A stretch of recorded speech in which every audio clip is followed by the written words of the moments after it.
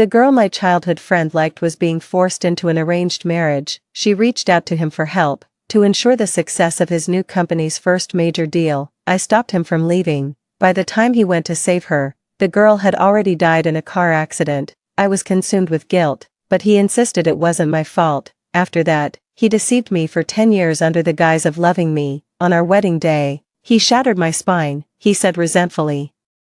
If you hadn't forced me to stay that day, she never would have died. So, he had never forgotten him after all. I said, if I hadn't stopped you that day, would you have all this wealth and glory now? Yet he replied, if it could bring her back, I'd choose a life of poverty forever. Later, I perished in the flames. When I opened my eyes again, I had gone back 10 years. This time, I wouldn't stand in his way, as he wished. I ensured he lived and died in poverty. 1.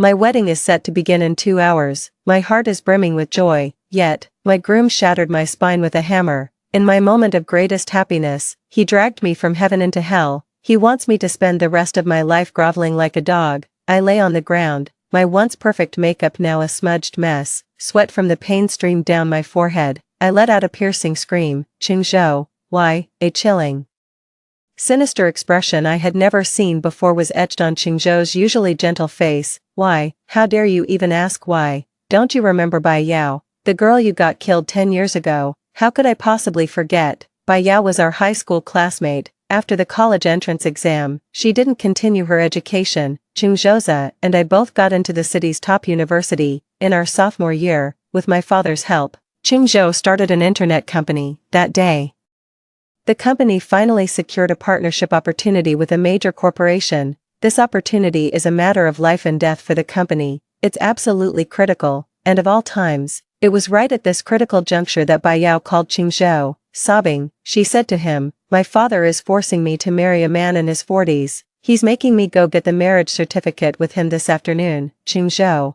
please save me, I don't want to get married. As soon as Qingzhou heard this, he was about to rush out, but I stopped him. You can't go, I have to go. If you dare try to stop me today, we're done as friends. The look of pure fury on Qingzhou's face felt like a needle stabbing deep into my heart, but I still kept my patience and said, if you leave today, this deal will fall through, the company will be finished, and all our hard work these past few months will have been for nothing, so you can't go. The Civil Affairs Bureau opens at 2:30 p.m. We'll have plenty of time to finish our negotiations and still get there to help her. Qingzhou, this company isn't just yours, you need to consider others as well. Qingzhou was finally persuaded by my argument, and we successfully closed the deal that very day. What I never expected was that by the time we rushed to the rescue, Bai Yao had already fled her home. In her panic, she didn't look where she was going and was struck by a speeding car, dying instantly. If you hadn't insisted on keeping me there that day, she never would have died. You killed her. You did. Qingzhou's furious roar snapped me out of my thoughts. Seeing the pure hatred in his eyes, I suddenly found it all utterly absurd. Bai Yao's passing all those years ago left me burdened with guilt for a long time. Even though I didn't cause her death, it was still connected to me in some way. It was Qingzhou who comforted me, telling me it wasn't my fault. That's how I slowly began to move on. Even though I knew Qingzhou had once held Bai Yao in his heart, I was still willing to grow old with him. I had always believed we were in love, but only now, in this very moment, do I realize how utterly mistaken I was. Qingzhou never forgot Bai Yao. His love for me was merely a cloak he wore to lull me into a false sense of security, all the better to deliver the final, fatal blow. 2. So, all these years, you've been lying to me. This is the retribution you deserve. I let you live in comfort for 10 years. What more could you possibly complain about? Bai Yao died because of you. For the rest of your life, you should atone for her death. Spending the rest of your days living like a dog is the fate you deserve. Despite my best efforts to hold back, tears began to roll uncontrollably down my cheeks. Qingzhou said he would go downstairs shortly to inform all the guests that the wedding was cancelled because I had run away. He's going to take over my father's company. He'll tell everyone I'm dead, then he'll lock me in the basement, condemning me to a life of darkness. I know he's not just making empty threats, I just don't understand. I've known him for over 20 years, we grew up together, childhood sweethearts. How could he be so cruel to me? In the end, I couldn't help but confront him. My voice laced with resentment. Did you ever have any feelings for me at all? He said to me with icy coldness. in this life, I will love only by Yao, an agony as if pierced by 10,000 arrows wrenched a mouthful of blood from me. I raised my bloodshot eyes, staring fixedly at him. But have you ever considered, if I hadn't stopped you that day, would you have the wealth and honor you enjoy now? Yet he replied, if it could bring her back to life, I would choose a lifetime of poverty. My laughter was tinged with sorrow. I loved him for over a decade, only to become a living joke. The coldness in his eyes was there all along. I was the fool, unwilling to tear away that facade. But why? Why does he have to pin all the blame on me? How dare he treat my feelings with such contempt? So when the hotel caught fire and the flames closed in around me, I felt no panic, only resentment and regret. I think if I could turn back time, I would never fall for Qingzhou again. I would never again go all out to help him. I'll make sure he dies in poverty. 3. Perhaps even heaven couldn't stand to watch. When I opened my eyes again, I had somehow gone back 10 years. Qingzhou, help me, please. Bai Yao's voice finally snapped me out of my stunned state. I saw the look of intense worry on Qingzhou's face. Don't be scared, Yao Yao, I'm coming to get you right now. Qingzhou tried to rush out, but the others present held him back. They were simply trying to get him to consider the situation and whether he should leave, but Qingzhou wouldn't listen to any of it. His face darkened. Get out of my way, if you stop me, we're no longer friends. No one else could understand how he could be so unreasonable. I stared at him in the distance with a dark expression, suppressing the overwhelming hatred in my heart. Without a moment's hesitation, I walked over. I said, the partnership with Zhou Corp is crucial for every one of us.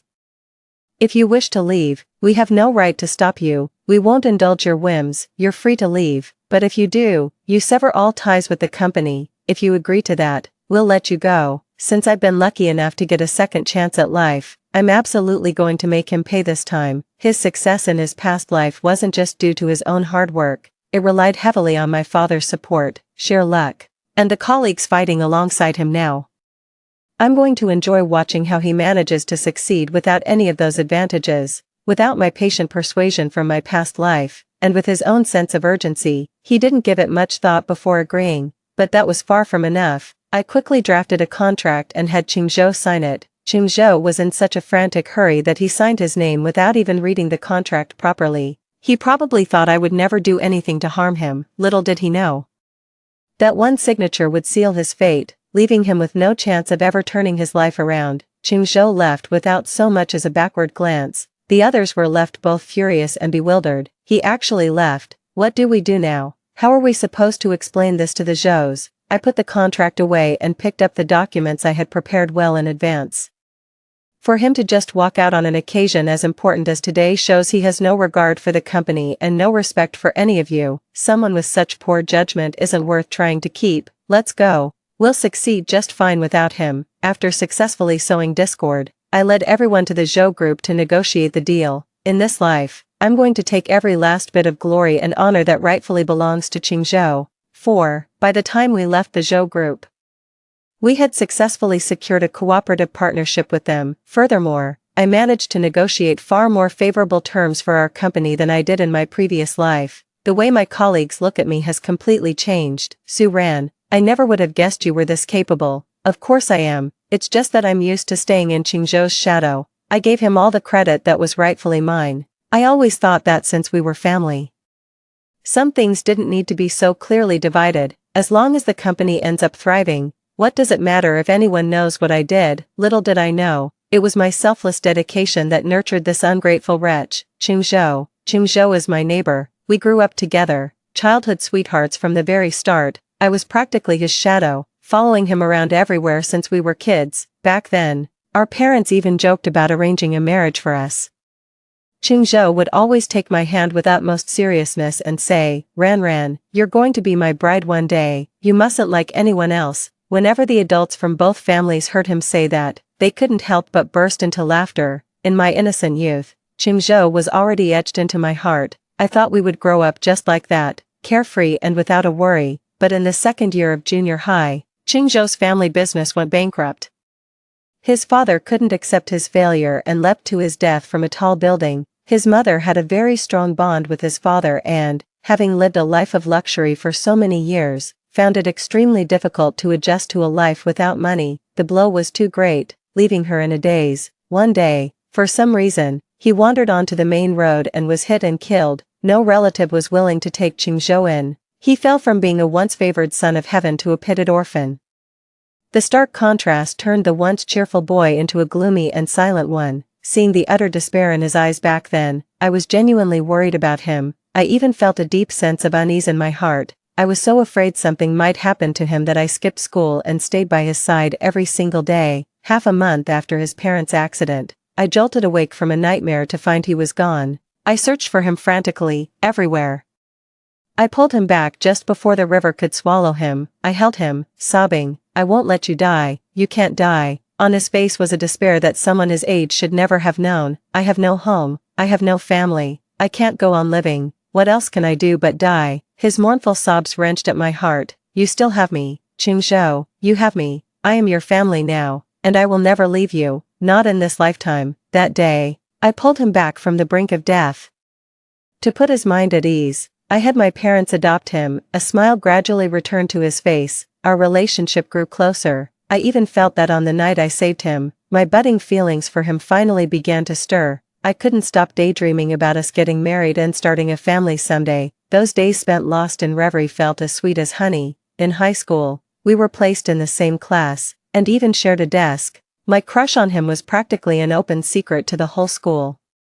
Even our teachers tacitly acknowledged our relationship, and they'd even tease me about it when no one else was around. "When you two get married someday, you'd better invite me to the wedding and share some wedding sweets." I thought he and I would live happily ever after, just like a princess and prince from a fairy tale. But during the winter break of our final year of high school, his heart began to drift away from me. Bai Yao appeared. 5. Although my parents treated Qingzhou well enough, yet he still felt he couldn't take it for granted, so after he came of age, he had the idea of going out to make money. His grades were excellent, and with his persistence, my parents no longer objected. During his senior year winter break, he found a job at a pastry shop. Every day, he would share the things he encountered at the shop. At first, I didn't think much of it, but one day I suddenly noticed that he mentioned his colleague Bai Yao quite frequently. "She's really dumb. A colleague taught her how to make a cake, which is so simple, yet she just couldn't learn it. Like a pig, she got hassled by a customer today. So stupid, it wasn't even her fault, but her mouth was like glued shut. She didn't dare say anything and just took the scolding like a fool. She finally learned how to make a cake today. You have no idea how ugly it turned out, yet she was grinning like an idiot. I've never seen such unreasonable parents. You have no idea how miserable she is. Her dad came to ask for money, and when she didn't have it, he beat her right in front of everyone. You have no idea how angry it made me to watch that." And so, Bai Yao began to stand between me and him. Even though I've never met her, I know everything about her. When Qingzhou brought her up again, I got a bit angry. "Qingzhou, don't you think you're mentioning her a bit too often? Could it be that you've developed feelings for her?" Qingzhou stood there in shock, as if my words had hit him hard, but he quickly regained his composure. "What are you talking about? How could I possibly like her? Are you jealous? Silly, my heart is only big enough for you." Qingzhou's firm assurance made me feel a bit more at ease. Besides, we've been together for nearly 20 years. I don't believe he would give me up so easily and fall for someone else. I never expected Bai Yao to eventually enter our lives. It turns out she was in the same school as us all along. She was in another class, and being introverted, she was almost invisible in the class, so naturally, I didn't notice her. It's strange, really, even though we were in the same school for 2 years, we might not have noticed each other, but when the new semester began, she started appearing frequently. Since they only exchanged brief greetings when they met, I didn't think it was worth making an issue of it.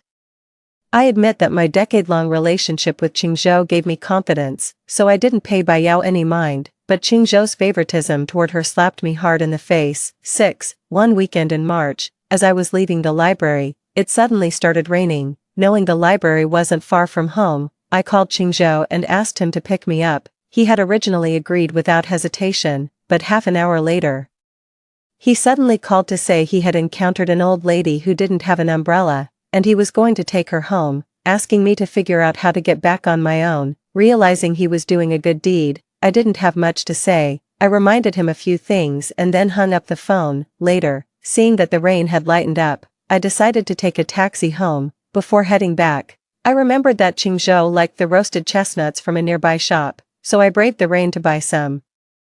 But just as I was about to head back with the fragrant chestnuts, I saw Qingzhou and Bai Yao hugging each other not far away. There was no old lady at all. He was lying to me, Bai Yao cried. No one will ever like me. Everyone hates me. Why do they all hate me? Am I really that bad? I saw Qingzhou constantly stroking her head, comforting her. Fool, if others don't like you, I do. You're better than anyone else.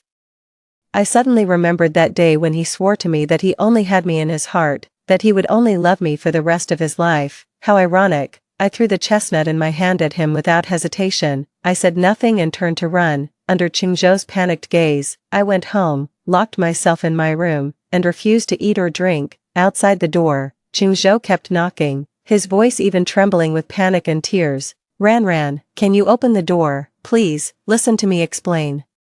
Those were just words to comfort her. There's really nothing between us. Don't ignore me. Ran. If there was really nothing, could they have hugged? I simply can't trust him. And so, I went on a cold war with him for a week. Eventually, he knelt before me, sobbing uncontrollably, over and over again pleading, don't leave me, Ran, I only have you, don't leave me. In the end, I gave in. Ultimately, I couldn't bring myself to be harsh with him. From that day on, Qingzhou truly never spoke to Bai Yao again. But have you really never met? I used to trust him, believing he wouldn't lie to me. He told me we wouldn't meet again, and I believed him. But if they really haven't met, how does Bai Yao have Qingzhou's number? I clearly remember that after he went to college, he changed his phone number, even if she found out from someone else, but for someone he hasn't contacted in 2 years. Qingzhou's nervousness seems a bit over the top.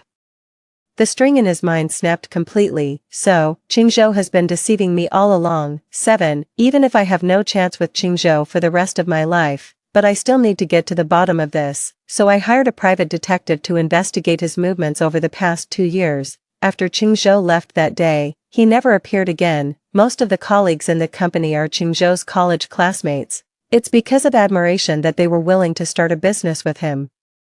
But his reckless departure that day shattered everyone's rose-tinted glasses, and with my subtle instigation, everyone's impression of him worsened even more. I was initially worried that the company wouldn't survive without him, but after taking over Qingzhou's work, I even did a better job than he did. It doesn't seem to make any difference whether he's there or not. No one seems to care whether he comes back or not. Qingzhou appeared a week later. On that day, he came to the company as usual, showing no trace of guilt for whatever he had done wrong. When he was still acting like a leader, trying to boss everyone around, I threw the contract he had signed right in his face. As per the agreement, I'm buying all your shares. After calculating, I should give you 1 million, but the money you used to start the business was from my dad, so if we offset that, we're even. These are your things. I've already packed them up. Since you're here, you can take them with you later. Qingzhou's expression gradually turned cold. It was only now that he finally realized the contract I had him sign earlier was not just for show. Ran, there's a limit to joking. I'm not joking. I don't believe a leader who can be so selfish as to abandon their subordinates and only care about their own pleasure in important situations can run a company well. That day, I gave you a choice between the company and Bai Yao. And you chose Bai Yao. Now, you must pay the price for your...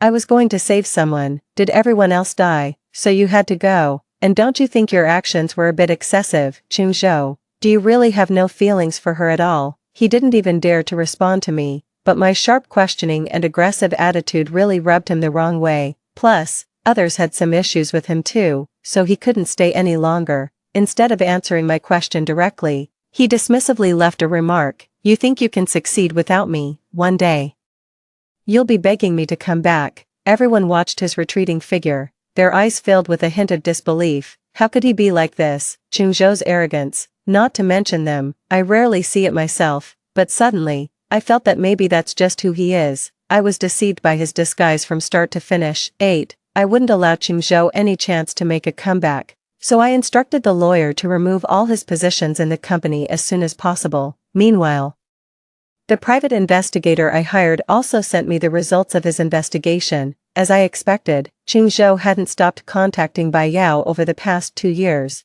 During the second half of senior year, perhaps fearing another encounter with me, they didn't meet alone very often. By the second half of their freshman year, their meetings became more frequent. There were even multiple records of them going to hotels. Back then, Qingzhou started his entrepreneurial journey, the early stages of starting a business are always tough. Back then, he often didn't come home. He told me he was too busy and had to sleep at the office. I actually believed him and felt sorry for him, worrying about his health. To my surprise, he had gone to a hotel with Bai Yao, even though I now only feel hatred for him. The thought of being deceived day and night still infuriates me. It took me a long time to calm down before I could continue reading. When I clicked on the video in the document, I was completely stunned. Bai Yao is playing with a cat in the video. Coincidentally, that cat was a gift from my grandmother a few years ago. I've always had a close relationship with my grandmother. That's why I care so much about the cat she gave me before she passed away. That cat went missing during the first semester of my freshman year. No matter how hard I looked, I couldn't find it, and I even fell seriously ill because of it. I truly didn't expect Bai Yao to have found that cat. I quickly called the private detective, asked him about the cat. The detective's words sent chills down my spine. He said, that cat wasn't picked up by Bai Yao. It was a gift from Qingzhou. My heart was racing, and it took me a while to process what the detective told me. Just because Bai Yao saw this cat when I was out once, she begged Qingzhou to steal it for her, and Qingzhou actually agreed to it. I never expected that the person I've loved for so many years would be such a despicable creature. He knew exactly what that cat meant to me. That's my life. After losing my cat, I fell seriously ill and almost lost half my life, yet the culprit could turn a blind eye, and he hypocritically said, even if the cat is lost, it's so cute that whoever finds it will surely love it dearly. Back then, I thought he was just comforting me. Only now do I realize that he knew where the cat was, which is why he said that. I only now realize how hypocritical and disgusting this man is. A wave of nausea hit me, and I felt so sick that I ran to the bathroom and threw up. I quickly emerged from the bathroom, my eyes bloodshot. Where's my cat? Is it still with Bai Yao? The detective on the other end fell silent for a moment. That cat seems very important to you, but your own health is more crucial. The detective's hesitant manner gave me an ominous feeling. Go ahead, no matter what the outcome is, I can handle it. The detective sighed. Your cat is dead. Bai Yao tortured it to death. I hacked into her computer and found some videos of her abusing cats. Do you want to see them? My eyes were bloodshot. Yes, send them all over. The videos soon arrived on my phone, trembling. I hesitated for a long time before finally clicking on them. Then I saw Bai Yao shaking the cat violently by the neck like a madman. Isn't it just that you're rich? What's so great about that? With just a flick of my finger, the man you love most comes running to me. You're so stupid it's almost pitiful. The cat, struggling in her grip, scratched her hand. Then, in a fit of rage, she hurled it violently to the ground. She repeatedly slammed the thick book against it. The shrill and agonizing sound was like countless needles piercing my heart. Xiao Bai, my Xiao Bai. Seeing it miserable and curled up on the ground, I couldn't hold back anymore, and tears streamed down. A deep-seated hatred consumes me, making me wish I could tear them to pieces. Where is she now? I'm going to kill her. 9. I quickly found Bai Yao's current residence. I thought Qingzhou would only arrange for someone to stay in a hotel if he were to help. To my surprise, he had them moved directly into his apartment. The most ironic part is that this apartment was bought for him with my father's money. Earlier this year, he said he needed to live closer to both his office and school for work. My dad always treated him like a son, so he didn't hesitate to give him the house under his name. I jokingly suggested moving in with him before, but he said he needed peace and quiet, so he turned down my offer. But then, he let Bai Yao move in instead. I'm not upset about it now, I just feel disgusted and furious. This house is mine. Who do they think they are to live here? I stepped forward and banged on the door forcefully, and it opened quickly. Bai Yao looked surprised at first sight of me, but her eyes couldn't hide her smugness, but she quickly covered it up, reverting to her usual timidity. Su Ran, is that you? Are you here to see Qingzhou? But he's not here. I didn't speak, just stared at her intently. She might have felt uncomfortable under my gaze and started talking to herself. I know about your relationship with Qingzhou. I didn't want to stay here initially, but Qingzhou was worried about me staying in a hotel. But rest assured, we are completely innocent. Don't misunderstand. Bai Yao emphasized the words, completely innocent on purpose. It seemed like an explanation, but there was a hint of mockery in her eyes. I think she must be feeling extremely pleased with herself right now. I continued, my grandmother once gave me a cat, and I cared for it deeply, but one day, it went missing, and I was heartbroken for a long time. Where do you think my cat could have gone? Bai Yao's face showed a hint of discomfort. How would I know that? How could you not know? Didn't you ask Qingzhou to steal it and give it to you? How could you not know? Bai Yao widened her eyes, clearly not expecting me to know about this, but soon, she stopped pretending. Yes. The cat did end up with me, but I didn't ask Qingzhou to steal it, I just told him a few words, how much I liked that cat and wanted to have it, and he stole it from me. Since you already know, you should also understand the relationship between him and me. Qingzhou loves me, he doesn't like you at all. Not only does he not like you, but he also despises you. If it weren't for you using your father to pressure him, he wouldn't even want to deal with you. I'm telling you, Su Ran. If you know what's good for you, you should step aside voluntarily, don't wait for Qingzhou to bring it up himself, it'll be even more embarrassing. As soon as she finished speaking, I slapped her across the face, I hit her with full force, and blood came from the corner of her mouth. She couldn't believe it. You hit me, you're wrong. I don't just want to hit you, I want to kill you. After that, I slapped her several more times, but that wasn't enough. So I grabbed a tennis racket from the side and slammed it hard against her body. That piece of trash, Qingzhou, you can have it if you want it. Do you think I care? But you should never, ever take it out on my cat. It's the last memento my grandmother gave me. How dare you treat it like that? I roared, and the paddle in my hand snapped in half. Bai Yao lay on the ground like a dead dog, her face swollen like a pig's head.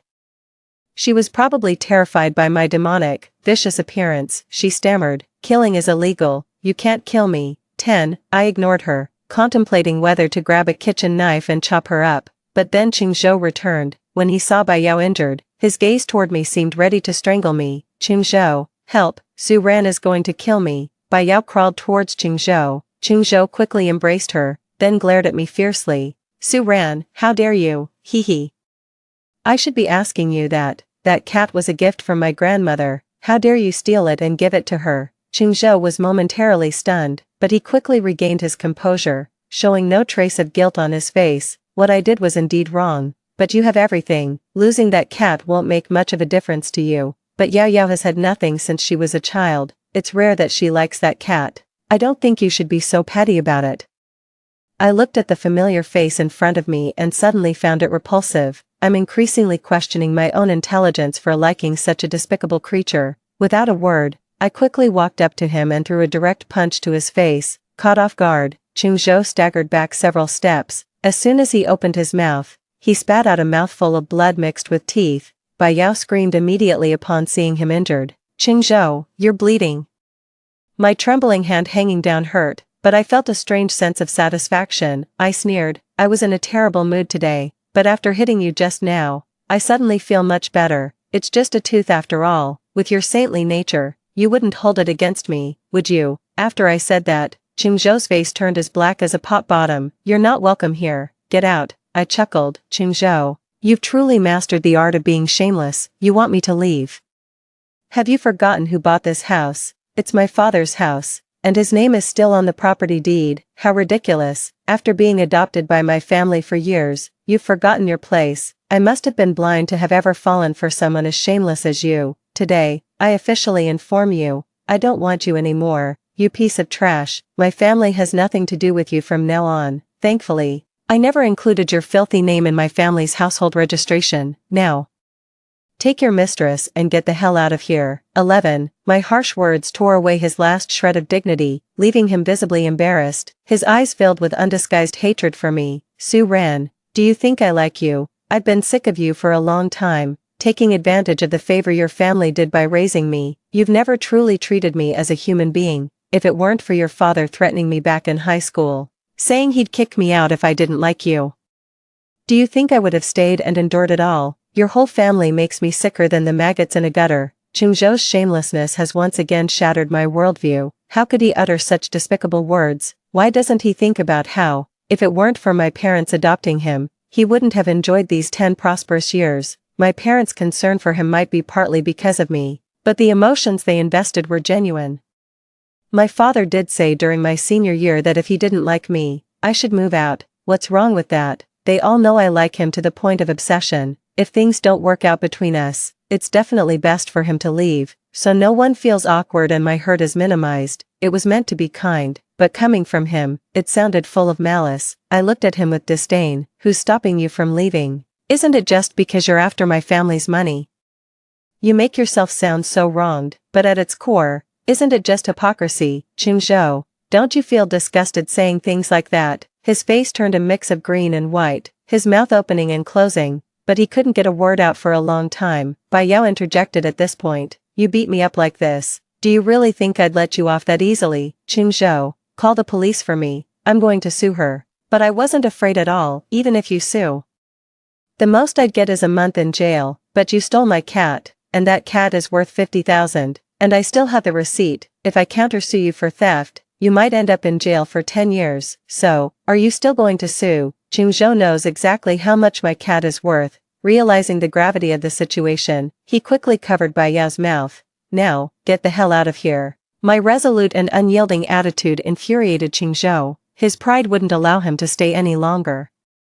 Let's go, Yao Yao, go pack your things. 12. Bai Yao was very reluctant, but she still went to pack. Soon, the two of them finished packing and came out. Just my bodyguards I called blocked the door. Su ran. What do you mean by this? I looked at their luggage and said, when your family went bankrupt, your parents left you with nothing. For nearly 10 years, every penny you spent, every piece of clothing, watch, and belt you owned, came from my family. The money you spent, I'll just consider it feeding a dog. As for the luggage, since you find my family so disgusting, how can you even have the face to take these things with you? He had no face to take it back now, so with a forceful push, he threw the suitcase away. Take it if you want, I don't care. Yao Yao, let's go. But I had my bodyguards snatch Bai Yao's suitcase. What are you doing? Everything in there is mine. I ignored him and opened the suitcase directly. Chingzhou was still yelling over there.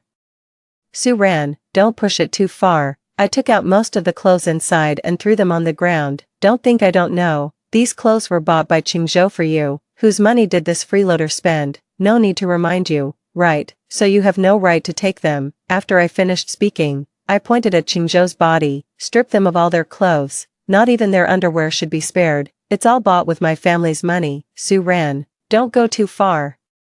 I turned a deaf ear. Knowing I was serious, Chingzhou had no choice but to give in. He sent Bai Yao downstairs to buy clothes with her own money. Then they stood at the door in cheap, ill-fitting clothes, glaring at me and saying, Su ran, just wait. One day, I will make you pay dearly for everything you've done today. After delivering his harsh words, Chingzhou left. It was only then that I realized how truly stupid he was, given how badly we've fallen out. There's no way I'd give him a chance to recover. 13. Then I told my parents about what Chingzhou had done. They truly treated him like their own child, only to raise an ungrateful wretch over 10 years, especially when my dad found out that Chingzhou had been deceiving my feelings all along and even killed my beloved cat. He was utterly enraged. He used all his connections to completely blacklist Chingzhou. Chingzhou dared to confront us because he was overly confident in his own strength. However, before he becomes truly powerful, his flawed character will cause him to miss out on many opportunities for success. I made no secret of spreading all the things Chingzhou did. Chingzhou's image as an ungrateful wretch has become deeply ingrained. No company would want someone like him working for them. Nor would any company be willing to collaborate with someone like him. Even 10 years couldn't tame this ungrateful wretch, and they dare not guarantee he won't stab them in the back in the future. So, whether it was finding a job or seeking cooperation, Chingzhou faced rejection at every turn. Bai Yao always believed that Chingzhou would succeed, so she stuck with him through thick and thin. How could I let them live comfortably? So, I had someone inform Bai Yao's family of their address. Bai Yao's father and brother were both gamblers. They would do anything for money, even betraying their own family. After finding out where they lived, they harassed them every day. In the end, Bai Yao had no choice but to secretly sell the necklace Chingzhou had bought for her. The father and son took the money and went gambling. When they ran out of money, they went back to ask for more. Over and over again, they completely drained Chingzhou of all his valuables. After a year of fruitless job hunting and failed business ventures, Chingzhou gave up completely. I didn't stop him from taking low-paying jobs, but he still thinks he's a young master and refuses to do any work. Later, I heard he was corrupted by that father and son and got into gambling. Knowing he's like a grasshopper after autumn, unable to bounce anymore, I lost interest in paying attention to him. 14. The second year after graduating from university, the class monitor organized a class reunion. Over the years, I successfully brought the company to the height it reached in Qingzhou a decade ago in my previous life, relying on my ability to foresee the future. Many classmates from my class work at my company, and they enthusiastically toast me whenever they see me. My eyes searched around. I came because the class monitor said Qingzhou would also be attending. The resentment in my heart remains unresolved until I witness his pathetic state that's even worse than a dog's.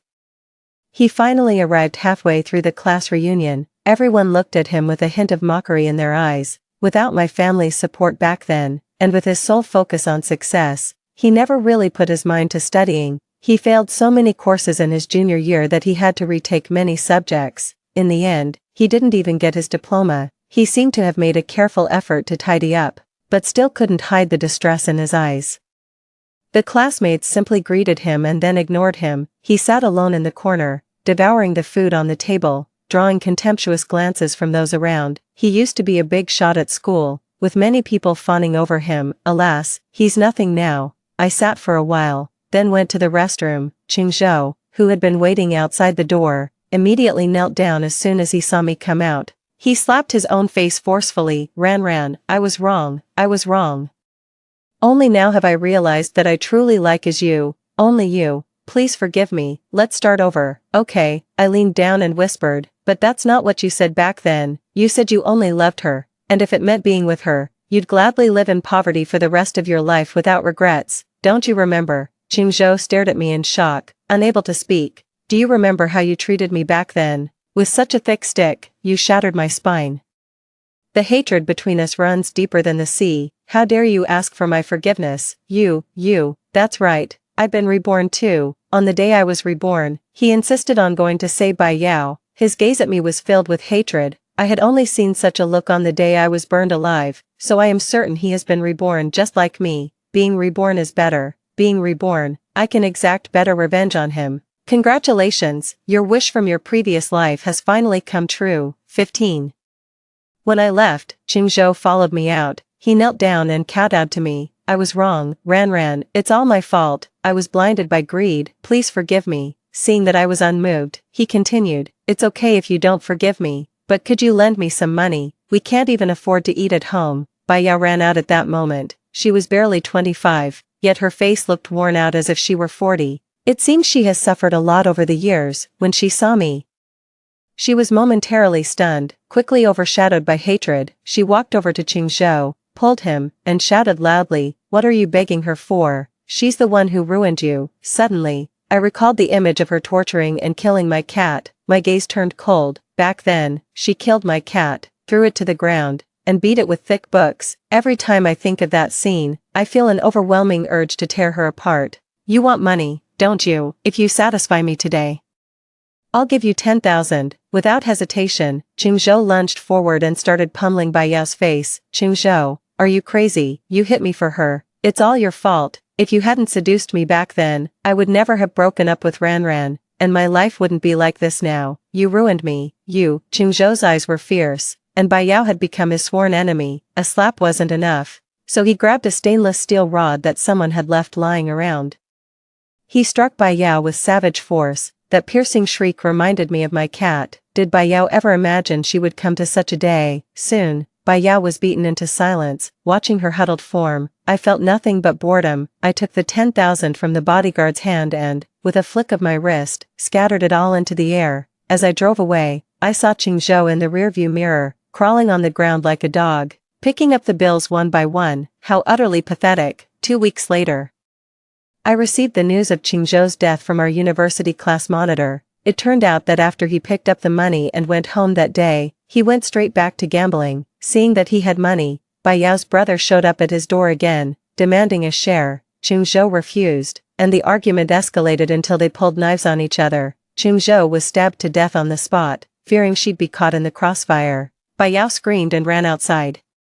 She was struck and killed by an out-of-control car. In the end, after all that, she still couldn't escape the fate of her past life. I sighed with a heavy heart after hearing this, then put them out of my mind. Just then, a soft meow sounded.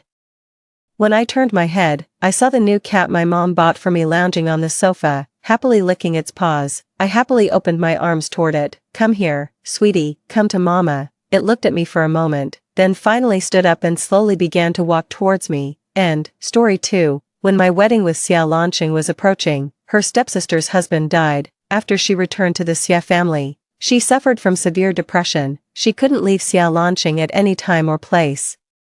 Even when I was on a business trip, she slept with Xia Lanqing. When Xia Lanqing woke up and found out, he frowned slightly, and a trace of impatience flashed in the bottom of his eyes. He thought I would make a scene. Unexpectedly, I just closed the door silently. It was the same in my previous life. I couldn't bear the betrayal and made it known to everyone, ending up in a bad reputation. I was even sent to prison by Xia Lanqing on the charge of slandering his stepsister's reputation.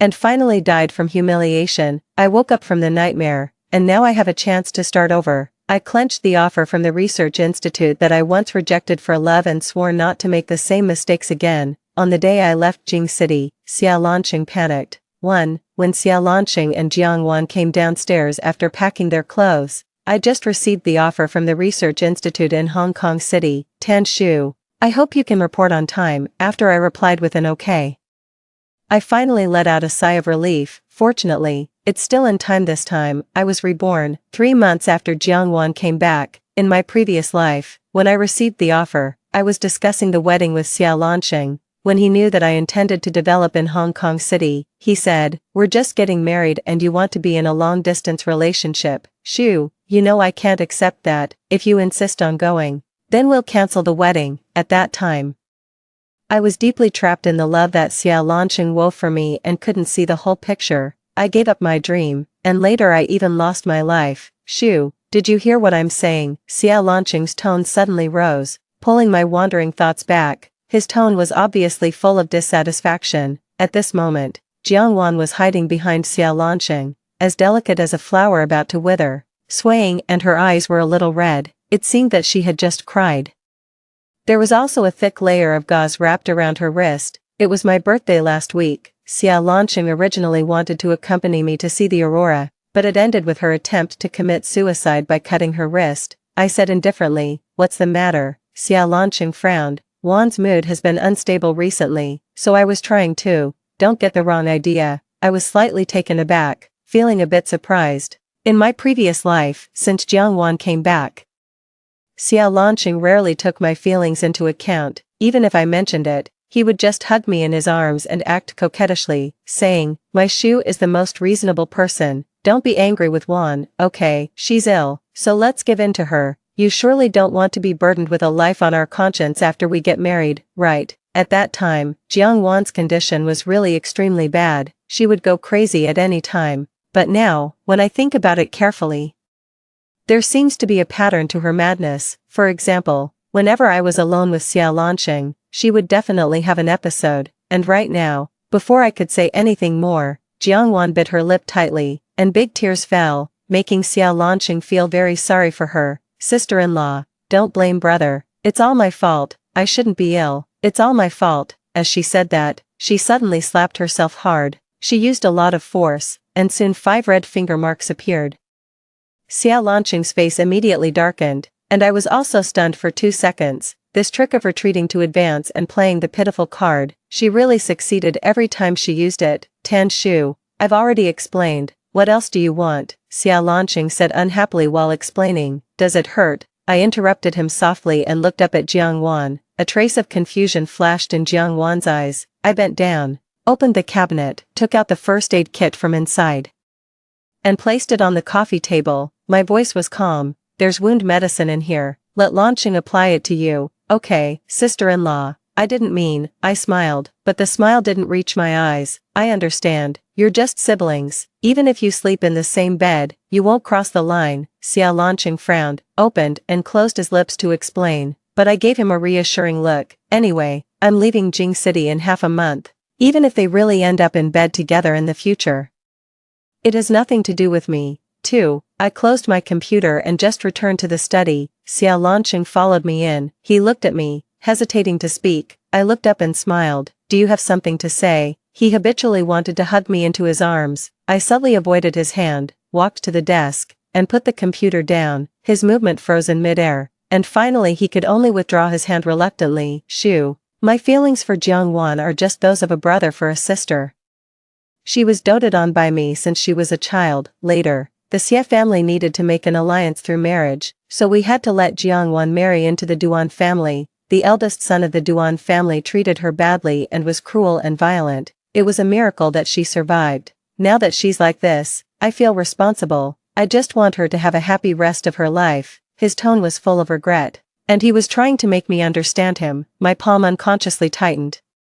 And I sneered in my heart. When Jiangwan first returned to Jing City, I treated her even better than Xia Lanqing. I was willing to give her anything she wanted. I really regarded her as my sister and loved her. But she shouldn't have crossed the line again and again. She climbed into Xia Lanqing's bed wearing only thin clothes at night and slept with him. In my previous life, she even drugged Xia Lanqing, had an intimate relationship with him, and sent photos of them in bed to challenge my bottom line. She wanted to see me go crazy, see me break down, and make Xia Lanqing hate me. I went to Xia Lanqing and asked him to drive Jiangwan away, but he still said, "One just lacks a sense of security." After all, we didn't go that far. These two sentences completely broke me down. I resented them and exposed all the photos. If I couldn't be happy, then no one else should either. But Xia Lanqing took advantage of the fact that I was an orphan girl with no one to back me up. He turned the tables on me. He said that I failed to win his love. He accused me of slandering his stepsister, sued me in court, and I was sentenced to 3 years in prison. Eventually, I was humiliated to death by the prison warden. "Shu, you can understand me, right?" Xia Lanqing looked at me seriously. I nodded. He seemed to let out a sigh of relief. "Then I'll accompany you to try on the wedding dress tomorrow." I just smiled. I neither agreed nor refused. 3. Xia Lanqing wanted to sleep with me to ease the relationship between us. I refused him with the excuse that I was not feeling well because of my period. He opened and closed his lips, knowing that I was lying to him.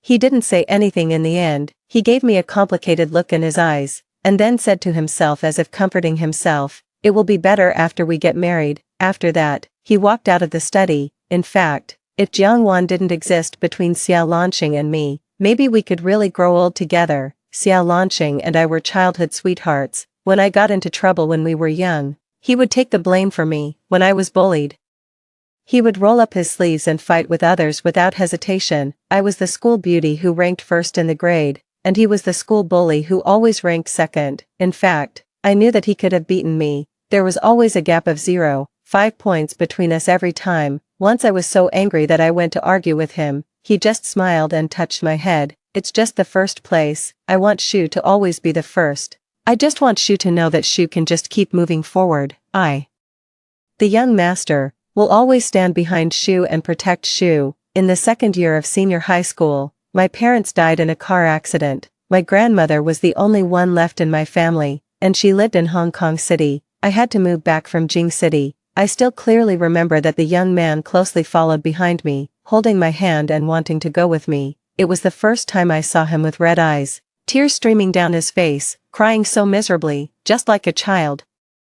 I knew what he was afraid of. He was afraid that once I left, I would never return to Jing City, and he was even more afraid that we would become strangers. But I said, "It's more than 2,000 kilometers from Jing City to Hong Kong City. The flight only takes at most 3 hours. The young master Xia can't be so poor that he can't even afford a plane ticket, right?" With this joke, Xia Lanqing would come to find me every holiday, and he wouldn't even let go of the weekend time. You see, the sincerity of a young man is burning hot. When he loved me, he could overcome all difficulties. But in the end, the story ended badly. Jiangwan was brought to the Xia family in the 3rd year of senior high school. At first, Xia Lanqing always complained to me about this stepsister. He always felt that Jiangwan had taken away his father's love. It was me who mediated between them little by little to gradually ease their relationship, but I never expected that in the end this would become a sword stabbing at myself. At that time, Xia Lanqing once said, "I don't care about Jiangwan at all. I only have Shu in my heart. Shu is always the most important." But later, Shu was killed by him with his own hands. The promises made in youth are ultimately too light. 4. The next day, Xia Lanqing probably felt guilty, so he drove to Beishan in the early morning and bought the steamed buns from the restaurant I liked the most. But before I got up, Jiangwan had eaten them all, or she accidentally knocked them over. It was obvious to everyone that Jiangwan did it on purpose, but Xia Lanqing turned a blind eye. When I came out of the bedroom, Xiao Lanqing's well-defined fingers were holding a tissue to wipe the milk stains from the corner of Jiang Wan's mouth. His movements were intimate and skillful. There was no sense of boundaries at all. Sister-in-law, Jiang Wan saw me first. Xiao Lanqing had his back to me. When he heard this, his fingertips froze slightly. Finally, seeing that I didn't say anything, he pulled out a chair and sat down on his own. He wanted to explain. Just now Jiang Wan timidly poured me a glass of milk and handed it to me. Sister-in-law, don't be angry with brother because of me. My hands were all greasy just now, so brother helped me wipe my mouth. As she said that, she pushed the milk cup towards me again. There were oil stains from the buns on the cup. I subconsciously frowned. You drink it yourself. As soon as the last syllable fell, Jiang Wan's hands began to tremble slightly, and her eyes were filled with tears. On the verge of falling, she bit her lip tightly and maintained the same posture. Xiao Lanqing's eyes turned a little colder, and he said in a reproachful tone, Shu, Wan has already given you a way out. Can't you just accept it? Why do you have to make things difficult for her? Suddenly, I twitched the corners of my mouth and looked at him with a half-smile. Xiao Lanqing, I'm allergic to milk. Have you forgotten? Xiao Lanqing was stunned in confusion, opened and closed his lips, and finally fell silent. He didn't dare to look at me and avoided my gaze. A trace of guilt flashed in the bottom of his eyes. If it were the previous Xiao Lanqing, he would never have forgotten. He remembered what I was allergic to and what I couldn't eat even better than I did. Xiao Lanqing, have you also realized that the balance in your heart no longer favors me? 5. I stood up and left, and the chair made a slight noise. Jiang Wan seemed to be frightened by my movement. She let out a cry of surprise. She didn't hold the cup in her hand firmly and it fell to the ground. Suddenly, the glass shattered everywhere, and she stumbled. She fell to the ground, allowing the broken glass to pierce into her palm. Sobs could be faintly heard. The corner of my mouth twitched involuntarily. For a moment, Xiao Lanqing suddenly pushed me aside. I didn't react in time, and my lower back hit the sharp corner of the wine cabinet next to me heavily. I let out a muffled groan in pain and frowned tightly. Xiao Lanqing anxiously knelt down on one knee, bent over to check Jiang Wan's injury, and asked worriedly, Does it hurt? Her eyes were red, and tears fell involuntarily. She shook her head. Her gaze was on me from time to time. When Xiao Lanqing looked at her, she quickly avoided his gaze and lowered her eyes. It wasn't sister-in-law who pushed me. Brother, don't blame her. When I heard this, I was so angry that I laughed. Just as Xiao Lanqing looked at me with a cold face, my already dead heart actually twitched with pain. From beginning to end, I didn't even touch Jiang Wan at all. Xiao Lanqing, you also think I pushed her. Apologize, I sneered. If you want me to apologize, wait until I'm dead. Xiao Lanqing looked at me through gritted teeth. Just as he was about to argue with me, Jiang Wan cried even more violently. She carefully tugged at Xiao Lanqing's arm. Brother, don't quarrel with sister-in-law. It's all my fault. I shouldn't have come back. I didn't stand firm just now. I don't blame sister-in-law. Brother, Xiao Lanqing gently reached out to soothe Jiang Wan's emotions with pity. I'll take you to the hospital. Jiang Wan sniffled and nodded. When she was picked up by Xiao Lanqing, she wrapped her hands around his neck and buried her face in his arms. When Xiao Lanqing passed by me, his eyes were full of disappointment. Think about it carefully by yourself. The moment the door was slammed shut, I looked at the mess on the floor and couldn't help but chuckle, a self-deprecating laugh. Xiao Lanqing seems to have forgotten. Today he said he would accompany me to try on the wedding dress. Fortunately, I didn't expect it. 10 days before reporting to the research institute in Hong Kong City, the person in charge of the research institute arranged my itinerary for me, and I began to take stock of the property under my name over the years. This villa was given to me by Grandma Xia as a bridal chamber. The decoration of the house was personally designed by Xiao Lanqing and me. From the overall design structure to every brick and tile, it was filled with our memories. We even decorated the baby room. Xiao Lanqing liked girls, so he turned the room into a princess castle, beautiful and dreamy. But in the end, the baby crib never came in. Jiang Wan occupied the room first. When I finished packing and put the house up for sale, it was already dark. Several messages popped up on my WeChat. They were sent by Jiang Wan. She was wearing the wedding dress that I had commissioned someone to design. Jiang Wan was much thinner than me, and it was obvious that the chest part had been modified. After I refuted Xiao Lanqing's face that day and we parted unhappily, we almost didn't talk to each other. He refused to bow his head, and I refused to give in. Today he took Jiang Wan to try on the wedding dress. It's really ridiculous. Does he want to force me to break my spirit and beg for peace in my previous life? I would have started to break down by now. Jiang-wan, sister-in-law, brother, and I came to get the wedding dress for you. I didn't reply. I just took a screenshot and then exited the chat window with her. At the same time, the big shot in Hong Kong City also sent me a message. The weather in Hong Kong City has turned cooler recently. I was a bit taken aback, but I still replied with a okay. Duan Jingxi and I are neighbors. He is 4 years older than me. Grandma regards him as her own grandson. When I first arrived in Hong Kong City, he helped me a lot. In my previous life, after I graduated from Peking University, he personally came to Peking University to invite me to join their Science and Technology Research Institute, but I refused. I was willing to stay in the Xie family and start from the bottom. For a full 3 years, I still couldn't get involved in the research projects of the Xie family. Duan Jingxi came to me several times and patiently said to me, with your abilities, there's no need to waste your time here, Tan Shu. I can't judge your relationship with Xia Lancheng, but I want to tell you that the right person will stand by your future. He admired my abilities and was unwilling to see me buried like this, but at that time, I firmly believed that love was more important than everything, including my future. In the end, I lost everything. Later, Duan Jingxi stopped coming to me. Maybe he was disappointed. Fortunately, it's not too late in this life.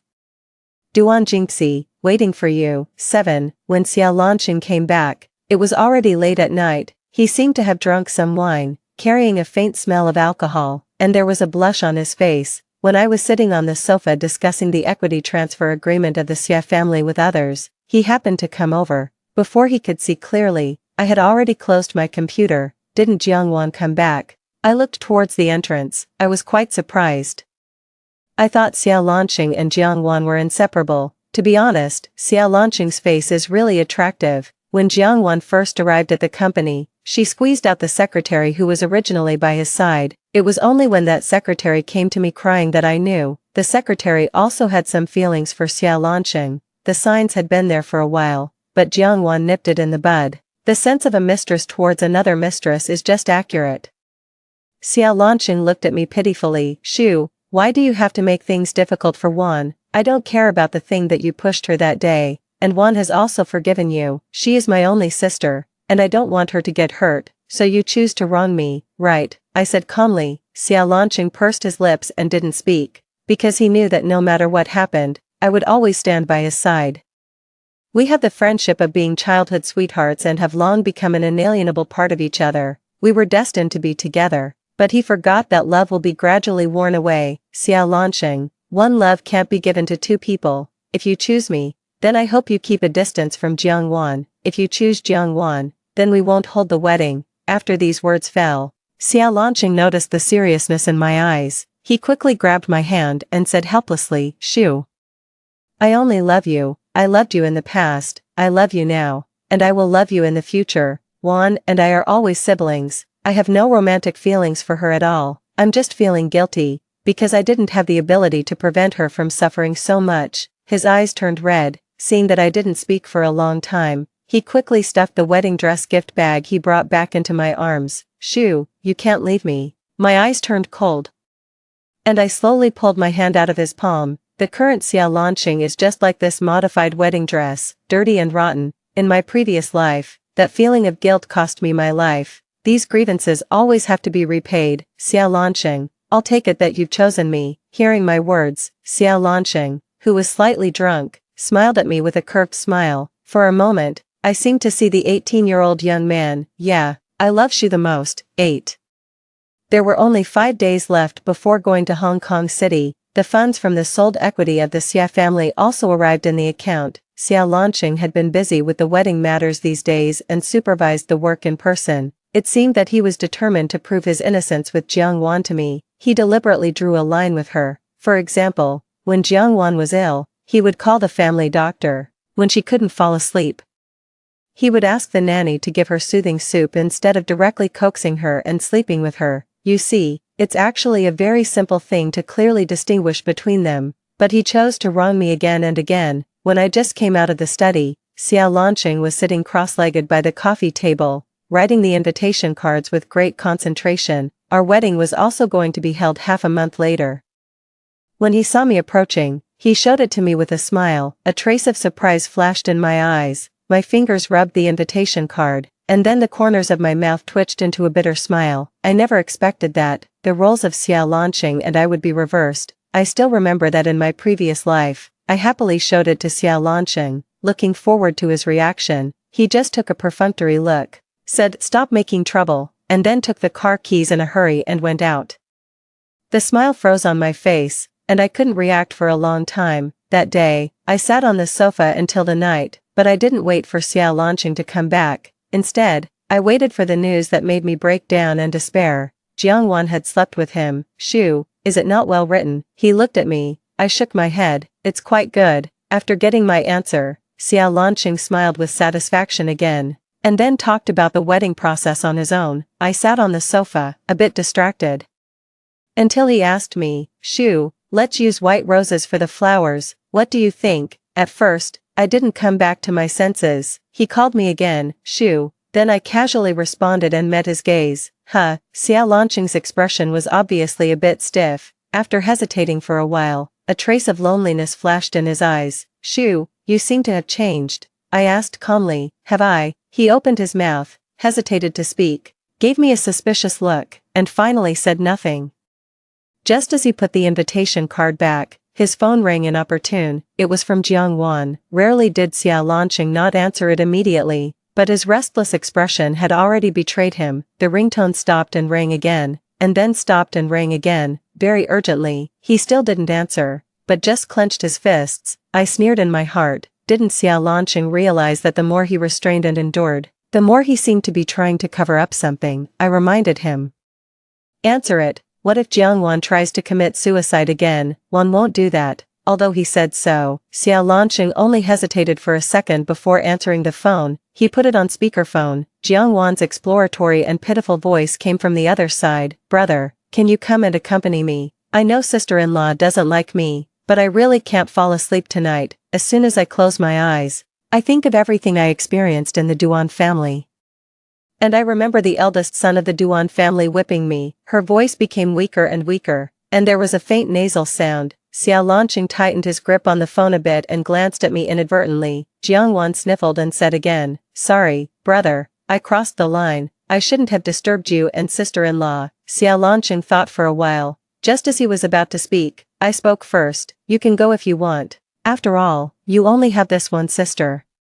He was suddenly taken aback. "Shu." Even Jiangwan's crying on the other side stopped for a few seconds. There was a bit of confusion in Xiao Lanqing's eyes. "Shu, you weren't like this before." "Yeah, in the past, I would have made a huge scene, not to mention always pushing Xiao Lanqing towards Jiangwan, but that was just in the past." I sneered in my heart, but didn't show it on my face. The corners of my lips lifted slightly. "If I asked you to stay and not go to Jiangwan, would you listen to me?" He pursed his lips. Finally, he made a choice. "Shu, this is the last time." You see, he has already made a choice, yet he still deludes himself into thinking that he can be a good person in my eyes. 9. After Xiao Lanqing started the car, the feeling of unease in his heart surged up again. He clearly remembered the first time. It was when he woke up in the same bed as Jiangwan and Tan Shu opened the door and bumped into them, and then silently closed the door for them. That day, he wanted to explain, but Tan Shu seemed not to care at all. Later, every time there was a conflict between him and Jiangwan and he took Jiangwan's side, facing Tan Shu's indifferent tone, that feeling of panic would always creep up to his heart from time to time, trying to engulf him. He always felt that Tan Shu was going to leave him, but when he thought about it carefully, how could it be possible? Without him, Tan Shu would have nothing. Her parents died in a car accident, and the only grandmother she had also left her when she was in university. Now in this world, he was her last relative and support. Thinking of this, he suppressed the uneasiness in his heart and rushed to the old house. When Jiangwan saw him, she threw herself into his arms at once. Her eyes were red, and it was obvious that she had cried a lot. What she murmured was all about worrying that he would abandon her. The more she talked, the more tears fell, and she couldn't stop them. He soothed Jiangwan with some pity, recalling the day when Jiangwan returned to the Xia family. There were whip marks and scars all over her body, and there were also scars on her chest burned by cigarettes. She was skinny and her face was pale, the eldest son of the Duan family in Hong Kong City, was resolute and his methods were cruel. He knew that, but back then, the Xie family was in a precarious situation due to the economic crisis. And they had no choice but to seek the Duan family as a backer. Jiang Wan was the only victim of that crisis. At that time, he didn't have the ability and could only watch Jiang Wan marry into the Duan family with red eyes. When he learned that Jiang Wan had lived a life worse than that of an animal in that year, he was awakened by nightmares every night, and his guilt towards her became even deeper. Even though he knew that he was wronging Tan Shu, he still chose Jiang Wan. Because he knew that Tan Shu would understand him, Xiao Lanqing sent Jiang Wan back to her room and still soothed her to sleep as usual. There were still dried tears at the corners of her eyes. With red eyes, she carefully tugged at the corner of his clothes. "Brother, can you stay with me and sleep?" she asked softly, as if walking on thin ice. Jiang Wan couldn't be unaware of his deliberate alienation these days. Originally, he wanted to refuse. He had promised Tan Shu that he would keep a distance from Jiang Wan. Although they were siblings, they didn't have a blood relationship after all. But when he saw her looking at him with tears in her eyes, her body thin and trembling slightly, Xiao Lanqing softened his heart. He nodded. This was the last time. After marrying Tan Shu, he must never do this again. 10. The time to fly to Hong Kong City was getting closer and closer. The buyer of the house had also been found. After negotiating the price, the transfer of ownership could be carried out. Xiao Lanqing probably did something to let me down again. He ordered a bunch of fresh roses early in the morning and also arranged the breakfast. When I saw the things, I couldn't help but smile. As expected, Jiang Wan also posted a new update on her WeChat moments at this time. "Brother is the best to me." The accompanying picture was a live photo. She was holding a bunch of roses and smiling brightly at the camera. Also in the picture was half of Xiao Lanqing's fair wrist. He was holding a bowl of porridge and seemed to be about to feed Jiang Wan. Several mutual friends were cheering for their brother-sister relationship, and I also silently gave it a thumbs up. I thought Jiang Wan would make a big scene yesterday. It seemed that I overestimated her. Jiang Wan soon sent me a private message. "Sister-in-law, do you think the flowers I picked for brother are beautiful?" I still didn't reply, but this time she was like a cornered dog and continued, "Sister-in-law, you really should thank me. If it weren't for me saying that we can't favor one over the other and should also send flowers to sister-in-law, brother would have forgotten about you. Brother slept with me again yesterday. You won't be angry, will you, sister-in-law?" I sneered with the corners of my lips curled up. I knew that Jiang Wan wanted to provoke me and then act like the vulnerable White Lotus as before. Unfortunately, this time her calculations failed. After taking a screenshot of the content of the chat window, I sent it to Xiao Lanqing together with the words that Jiang Wan had used to provoke me before, including some intimate photos of them in bed. Before he could reply, I blocked both him and Jiang Wan. Now I'm glad that I didn't get the marriage certificate with Xiao Lanqing in advance. 11. When Xiao Lanqing rushed back in a hurry, I had just confirmed the itinerary for the day after tomorrow with Duan Jingxi. He planned to first introduce me to the colleagues in the research institute and arranged a welcome banquet. I was sitting on the sofa when I just looked up and met Xiao Lanqing's gaze. He quickly walked in front of me and almost stumbled and fell before I could say anything.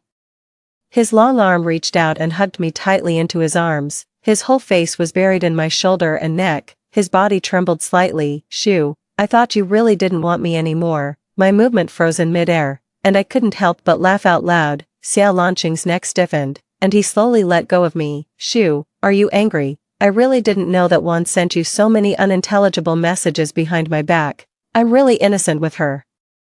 I didn't know about those photos she took," he quickly explained, staring at me. Of course, I knew that these photos were synthesized by Jiang Wan with the help of others, but so what? It was true that Jiang Wan had fallen in love with Xiao Lanqing. It was true that he wronged me again and again for Jiang Wan. In my previous life, he was afraid that Jiang Wan's condition would worsen because of my exposure. And finally he put the blame on me and sent me to prison. This was also true.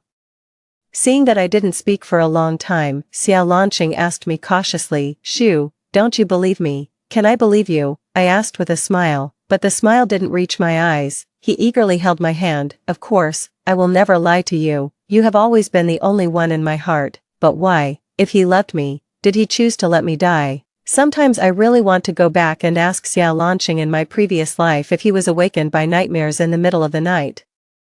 Did he ever feel the slightest bit of regret for killing me? "Shu, I won't betray you, never, Xiao Lanqing still said firmly, and the affection in his eyes couldn't be faked. I didn't move, only feeling it was ironic, but forget it, just bear with it a little longer, it's going to end. 12 Duan Jingxi sent a message, there are still 4 hours until boarding, are you ready? After leaving Jing City this time, I probably won't come back again. The day before yesterday, after Xiao Lanqing came back, he hardly went out, even when Jiangwan called him, he could pretend not to see it. In fact, his heart isn't completely blind, it's just that his guilt towards Jiangwan is too deep, so he chooses to ignore her somewhat clumsy acting skills. Seeing that I didn't reply, Duan Jingxi sent another message, are you in any trouble? I slightly lifted my eyelids, looked at Xiao Lanqing who was preparing dinner in the kitchen, and sent a message saying, no. After that, the next second, the social platform exploded. The topic hashtag the true feelings of the Xia siblings in the wealthy family, their affection stronger than gold, became the most popular topic. When I clicked on it, it was a long surveillance video. Since I was reborn, I have installed surveillance cameras in the house, including the rooms of Jiangwan and Xiao Lanqing in the old house. In these 3 months, it's clear how Jiangwan has been pushing her luck under the pretext of being siblings. How she has acted like a delicate white lotus, how she has begged Xiao Lanqing to sleep with her by relying on her so-called depression, and how she has been provoking me, the legitimate partner, step by step. Duan Jingxi saw the trending topic soon. He used the official account of the Duan family to comment below, my eldest brother has been seriously ill for a long time, not to mention whipping anyone. He can hardly even stand up. Miss Jiang, you were brought in to bring good luck. You received 30 million yuan in pocket money every month until your hands were tired of taking it. After my eldest brother died, you even signed a divorce agreement amicably and were given a large share of the family property. Why are you now turning around and blaming others? As soon as he said these words, many friends of the Duan family in Hong Kong City also joined in to criticize Jiangwan. Although my relationship with Duan Jingxi wasn't too bad.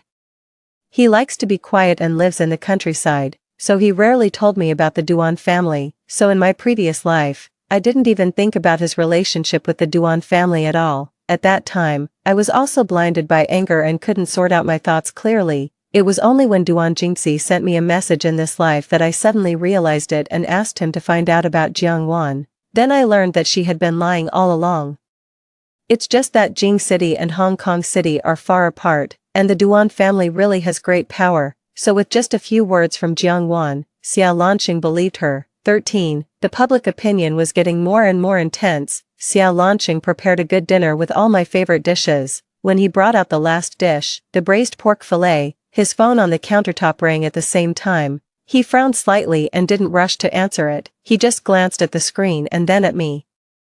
Jiangwan's ringtone was recorded by herself. It was easy to tell that it wasn't Jiangwan calling. The old house called me. I nodded and didn't make any extra movements. In the past, I would have thoughtfully answered the phone for Xiao Lanqing and put it to his ear, but not long after Jiangwan came back, when she called and Xiao Lanqing was drunk, I answered the phone. She cried her eyes swollen that night, and the next day Xiao Lanqing suddenly called me and scolded me harshly. He asked me, why did you stimulate Wan with your words? Don't you know that Wan is ill? Your words can make her have the tendency to commit suicide. Tan Shu. Can't you be a bit more kind-hearted? Those words stunned me and even made me fall into self-doubt. It was only until Jiangwan proudly told me, I just made something up casually, saying that you called me redundant. And brother believed it. I went to Xiao Lanqing to explain, and he just replied indifferently, I see, but later, he changed the password of his phone and never let it out of his sight. 14. Xiao Lanqing opened and closed his lips, as if he wanted me to answer the phone. But then he seemed to remember something. In the end, he remained silent. He had to first bring the dishes to the dining table, wipe his hands, and then answer the phone himself. As soon as he answered, the anxious voice of the housekeeper of the old house immediately came through. Master Xia, something terrible has happened. Miss Jiang saw the trending topic on the internet, took a knife, and locked herself in the room. The things in the room are being smashed around. Please come quickly. I'm worried that something will happen to Miss Jiang. I didn't look up at Xiao Lanqing, but I could feel a burning gaze fixed on me. What trending topic? Just as the housekeeper was about to explain, the scream of a servant also came in. There's blood. Blood is flowing out of Miss Jiang's room. Call the doctor quickly. Call 120. It was in a mess at the old house. The housekeeper seemed to put the phone aside and rushed to kick the door open. Xia Lanqing asked several questions in a row, but there was no response on the other side. He clenched his fist and smashed it heavily on the dining table. He violently tore off his apron. He hung up the phone and redialed Jiang Wan's number. But it was all busy signals. He cursed in a low voice. He took anxious steps towards the outside. When he was near the entrance, he finally remembered me, who was still sitting on the sofa. I looked up cooperatively. The emotions in Xia Lanqing's eyes were extremely complicated. He was always weighing, considering, and thinking about how far I could give in for him. He clearly couldn't let go of Jiang Wan in his heart, but he also couldn't bear to let me go. Shoo, I'll be back soon.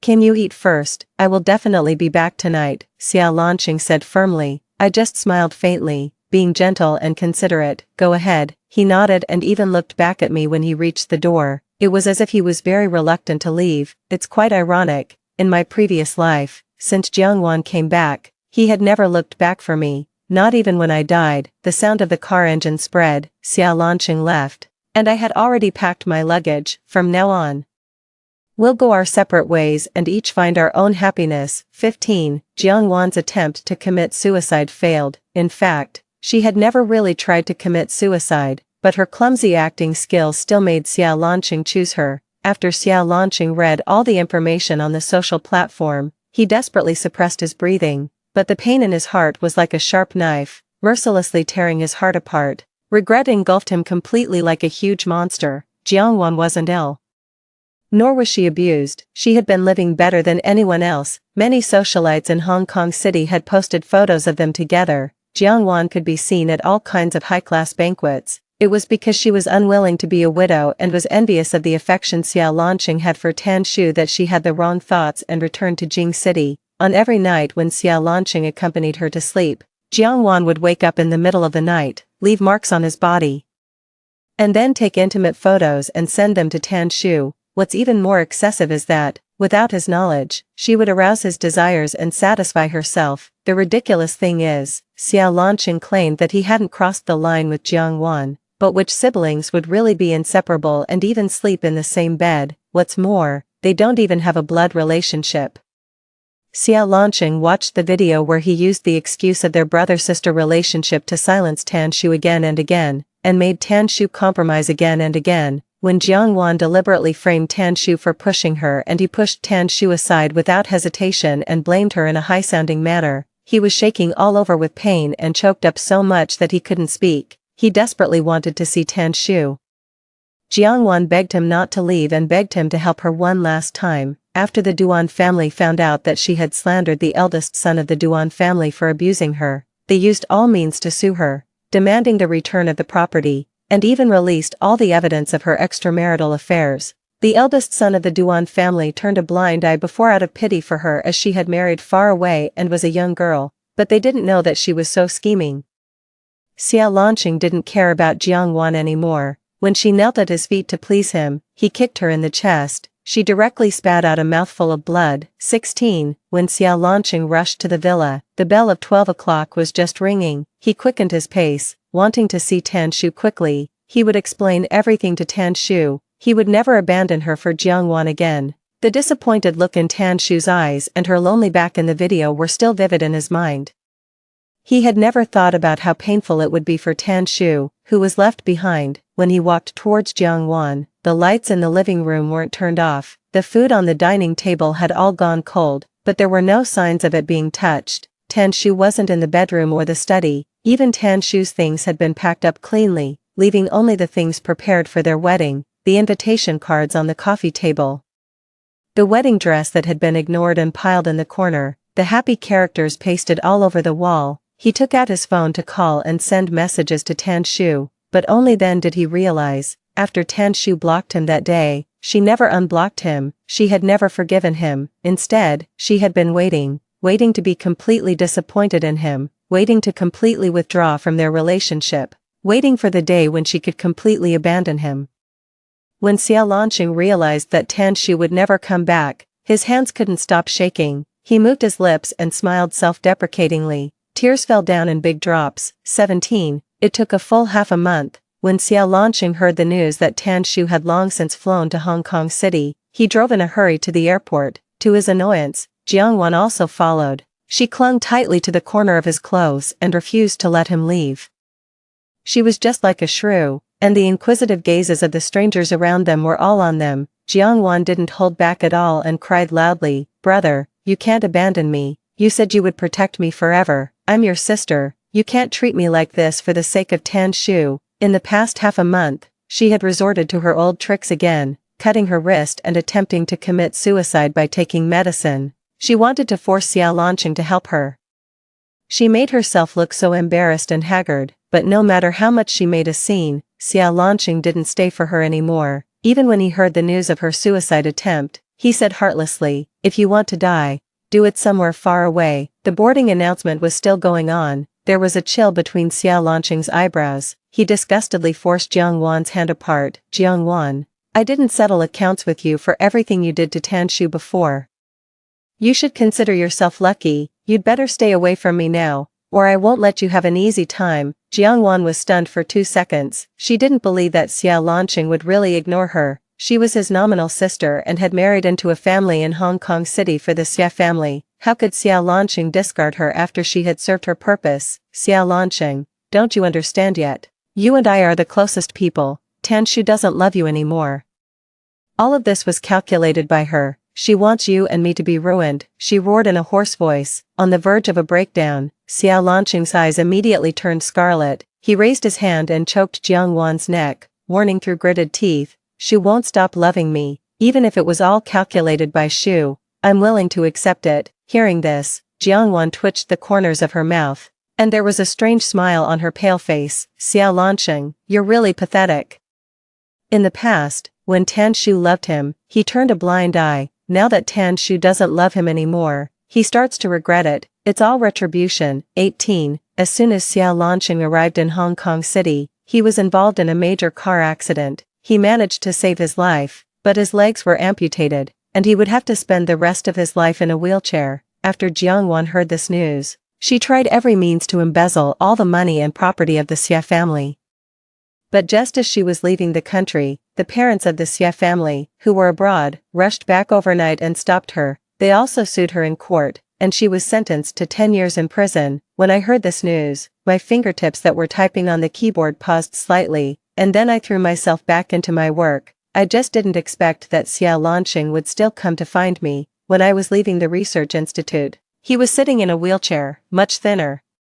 With his eyes sunken in, there was nothing but darkness under his eyes. When he saw me, tears couldn't stop flowing, and his eyes were frighteningly red. "Shu, I didn't avoid him, nor did I want to reminisce about the past with him. The past was over for me. From now on, we could only be strangers." Just as I was passing by him, Xiao Lanqing choked up again and said, "I'm sorry, I didn't mean to send you to prison before." I was stunned, stopped in my tracks, and unconsciously tightened my grip on my things. He was reborn too. In an instant, I seemed to be pulled back to that cold prison. I desperately shouted for help, but I was even more brutally abused by the prison warden. I was slapped in the face, whipped with a belt until my body was covered in injuries, and there were all kinds of disgusting ambiguous marks on my body. This went on for a whole year. "I just wanted to temper your temper at that time. I didn't know you would be.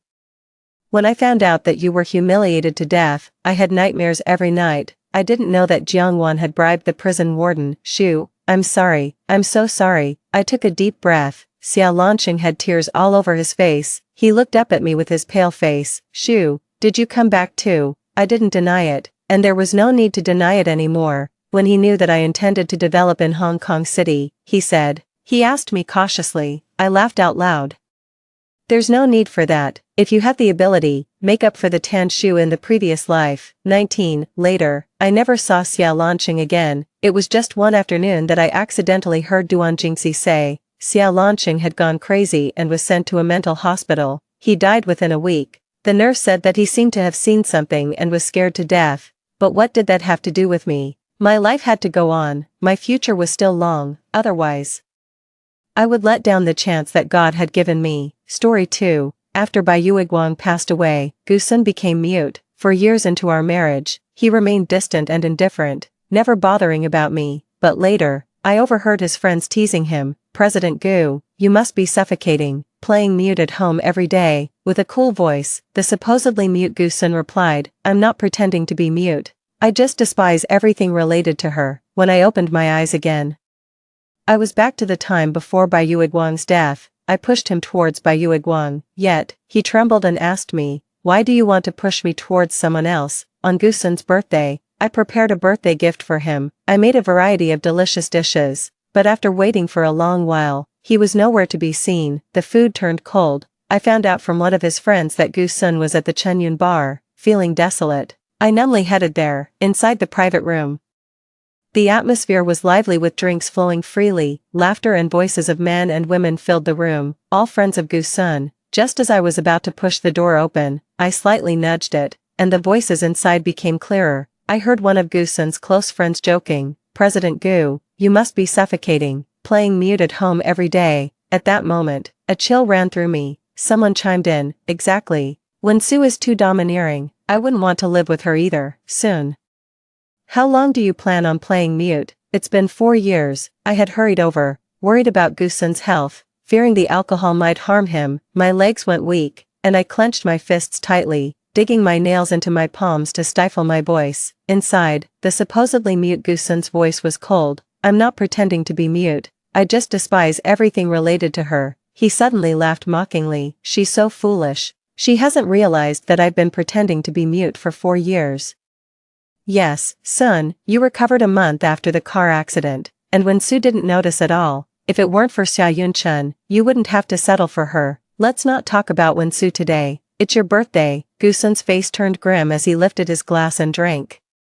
It was strange. From this distance, through the gap in the door, I could still see the redness in Gusun's eyes. It was truly ridiculous. Over these 4 years, I really thought that the shock had rendered Gusun mute for life, but I didn't care about that. So what if he couldn't speak? I could speak. So, I talked to him every day, trying to amuse him. I would talk about the day's events. I would voluntarily make soup for him, helping him maintain good health, hoping that one day I might have a place in his heart. For years, even a stone should have warmed up by now. But there was one name I never dared to touch, Xia Yunchen, Gusun's Bai Yuiguang, the real owner of this bar, and someone I could never compare to. I closed the door, and the voices inside were instantly cut off. I couldn't hear the mockery anymore. My head spun dizzyingly. Someone behind me seemed to call out President Wen, but I was too overwhelmed to care. Staggering to the roadside, I shakily pulled out my phone from my pocket. My fingers trembled, my vision blurred. Suddenly, I realized my blood sugar was dropping. I took out a piece of candy and put it in my mouth. Finally, I managed to send a message to Gusun. Gusun, let's get a divorce. For his birthday, I gave him a gift, a divorce agreement. I didn't ask for much,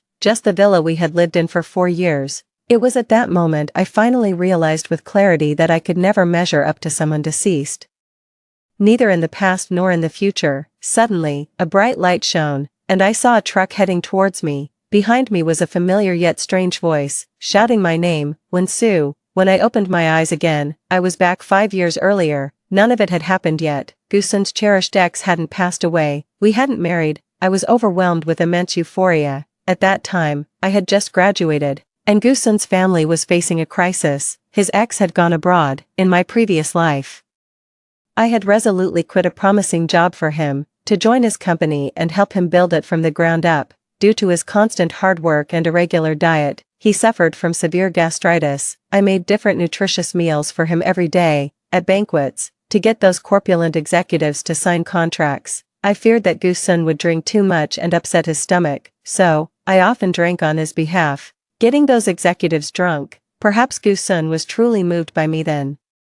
When I was vomiting badly, he didn't show any disgust. Instead, he made me tea to sober up. After a long silence, he asked me, Wen-Su, is it worth it? Even drunk, I hadn't forgotten my affection for him. I smiled with eyes crescent. It's worth it. I like you the most, Gusun. But the emotions of that moment couldn't withstand the test of time and his longing for his ex. Later I realized, he truly wasn't worth it. This time, I wouldn't quit my job for him. My phone rang. It was Gusun.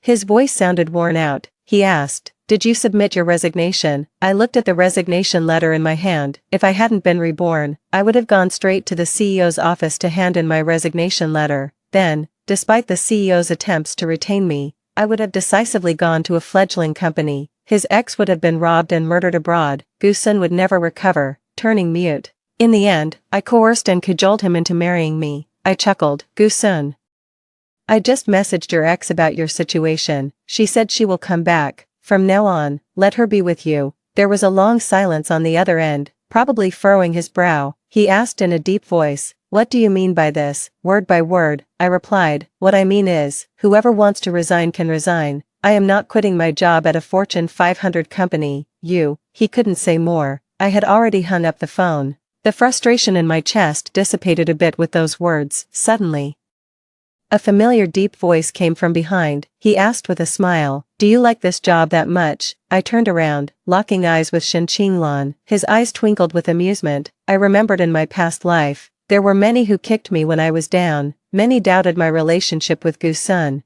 but when I drank till my stomach bled, and still couldn't secure that contract, it was Shin Qinglan who spoke well of me. And only much later did I discover, originally, that executive had planned to collaborate with him. It was his suggestion that convinced the executive to sign the deal with me. Until my death in that previous life, I never had the chance to thank him. I couldn't help but my eyes slightly teared up, and I bowed deeply to him. "Mr. Shin Qinglan said, although I don't know why you are thanking me, there's no need, save such grand gestures for my funeral." I fell silent. "You deserve to be single even after I'm gone."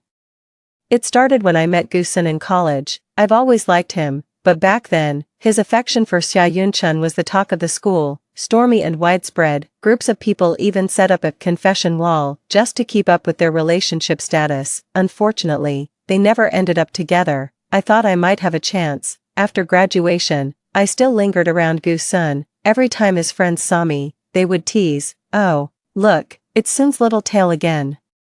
She's not as pretty as Xia Yunchun. Why didn't you bring Xia Yunchun along?" They never really saw me as a person, just someone to mock for fun at gatherings. When I got upset, Gu-sun just frowned. "Don't make a scene." They didn't mean it. Some people, no matter what they do, just lose their rationality when it comes to love. I kept lowering my standards for him, but not anymore. I continued working at Shin Corporation, thinking that with Gu-sun's proud nature, he would never come looking for me. But one day after work, a familiar car stopped abruptly in front of me, nearly hitting my legs. The window rolled down, revealing Gu-sun's stern face. Frowning impatiently, he asked, "Wen Xiao, what are you playing at? Was your resignation just a joke? Was everything you said about liking me and wanting to help me at the company all just a game?" I smiled brightly. "Yes, why don't you bite me? With such a good offer, I'd have to be kicked in the head by you to follow you into a startup."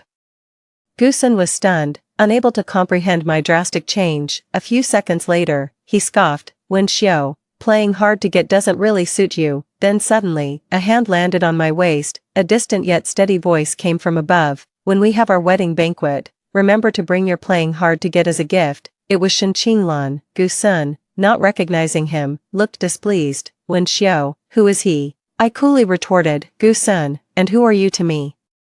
What right do you have to question me? Xia Yunchun is coming back to the country soon. You like her so much. I hope we can clear things up before she returns. I'm not interested in being friends with someone who used to like me." Maybe I had used this tactic when I was angry before.